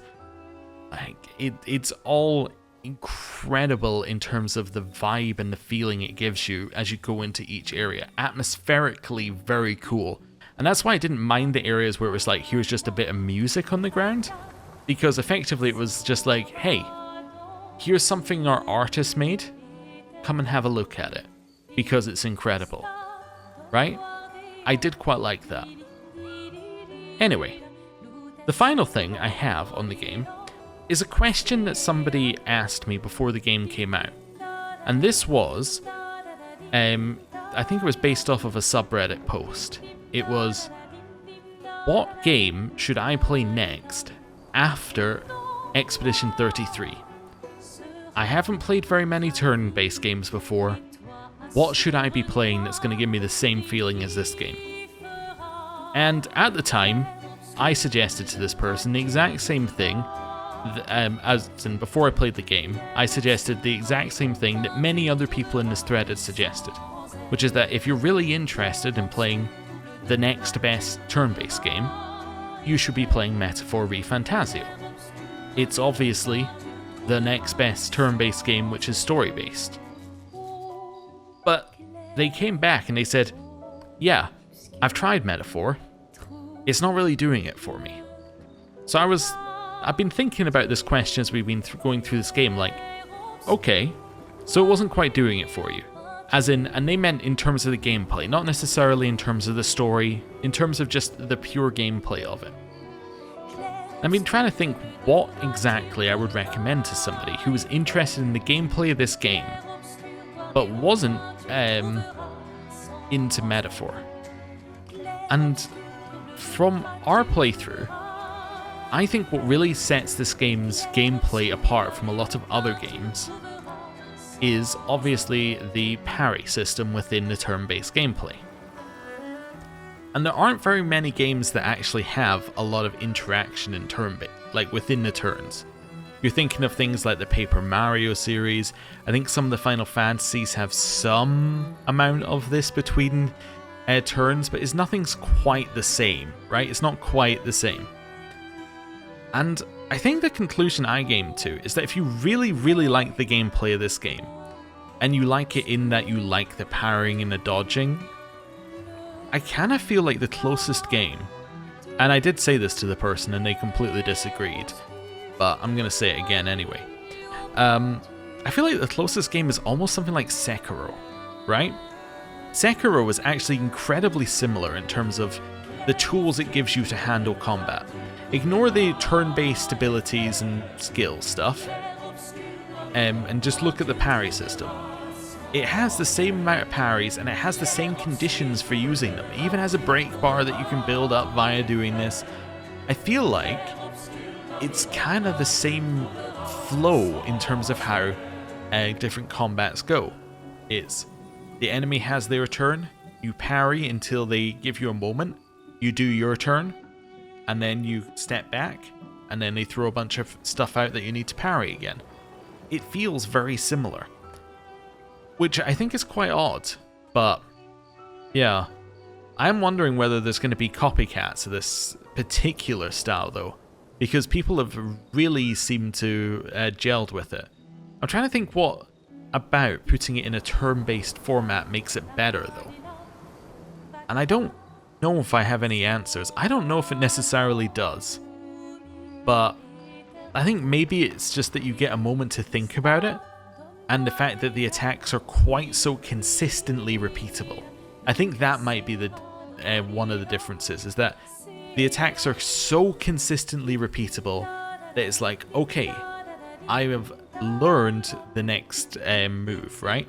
Like, I've learned what I need to do to succeed, and then your actual skill makes fights easier, right? So as you're playing through the game, if I was to go back and play the game through again, as starting from level 1, we would cruise through the early part of this game because we have already defeated those enemies and we already know how to parry them, right? Like the mime fight at the start would be absolutely no problem at all because we've done so many of them, right? It's ingrained. There's muscle memory there for it. So, yeah. I don't know. Maybe that's part of it, but yeah, just a little thought that I had. So, the other thing I want to talk about, although maybe we should leave that till, like, we're probably going to do some more chatting over the credits after we defeat them again for Mael's ending, but we'll probably focus on the ending there. But they have talked about the fact that there is likely going to be more games within this world, so it's going to be Clair Obscur something something something, right? That's going to be the series title for whatever they're thinking of. I'm trying to think how they could go forward with it. I guess the obvious path is that you follow Clair's story into something else, right? Like she's the obvious loose thread to the current tale. Her and her fighting her war against the writers, whoever they are. Maybe you end up in a different sort of tale. Maybe paintings are not the only thing that can be created. Maybe there are other painters creating other paintings. Maybe you play within the painter's world. There's all sorts of interesting paths they could go with that. Also, it was actually, one thing that was odd about the ending, they very much put a date on the game. Which I was curious whether they would do. So they went for 1905 being when Verso died. Which is just a little bit interesting, because obviously it's right before, well, major wars in Europe effectively start. It was kind of a little bit bittersweet on that as well. Huh. Anyway. But yeah, they've talked about that. I am curious, or the other options, obviously they could set more things within this specific world. I don't know how you could put something within this specific world and have it carry the same weight. Yeah. I don't know. Anyway, just things I'm thinking about. So, now I've talked for far too long, let's talk about what's next for us specifically. So next, and the next episode we're going to do, I actually think what I want to do is just level up the current characters with their current build to our current level, if that makes sense. So what we're going to do is we're going to take all of the builds that we built here, and we're going to see whether they work at level, what, 86, 87, something like that. And we're going to go to the Endless Tower with them. Just to see what happens, basically. I'm kind of curious whether they still work. After that, we're going to probably revamp some of the characters so that we can do the Golgra and the Mime fights. And then we're going to go and do the Clair and Simon fights. So I'm kind of thinking we'll do Endless Tower, Golgra, Mime next episode? Maybe? I'm not sure exactly whether it's going to be next episode or across the next 2 episodes. Depends how long we spend redoing builds. Then have an episode for Clair and an episode for Simon. That's the current plan. Obviously, Simon is meant to be a difficult super boss. I have seen people, when I briefly just searched to see, is he the super boss? I saw, is he the hardest super boss ever? And I was like, doesn't seem like it from the 2 seconds that we were in the fight, but maybe there's a phase 2. Yeah. It seems like that would be, yeah, it could end up being difficult. Although, you know, it's not necessarily an unusual situation for us to be sitting, waiting for a series to end with me sitting at a super boss. See Persona 3 and SMT 5 for current examples. Well, I guess actually Persona 5, where Persona 3 we finished, but anyway. So yeah, that's roughly the plan. So thank you very much if you watched this far in the series, and I hope that you will join me for some post-game content probably tomorrow. So thank you for watching, see you next time, goodbye.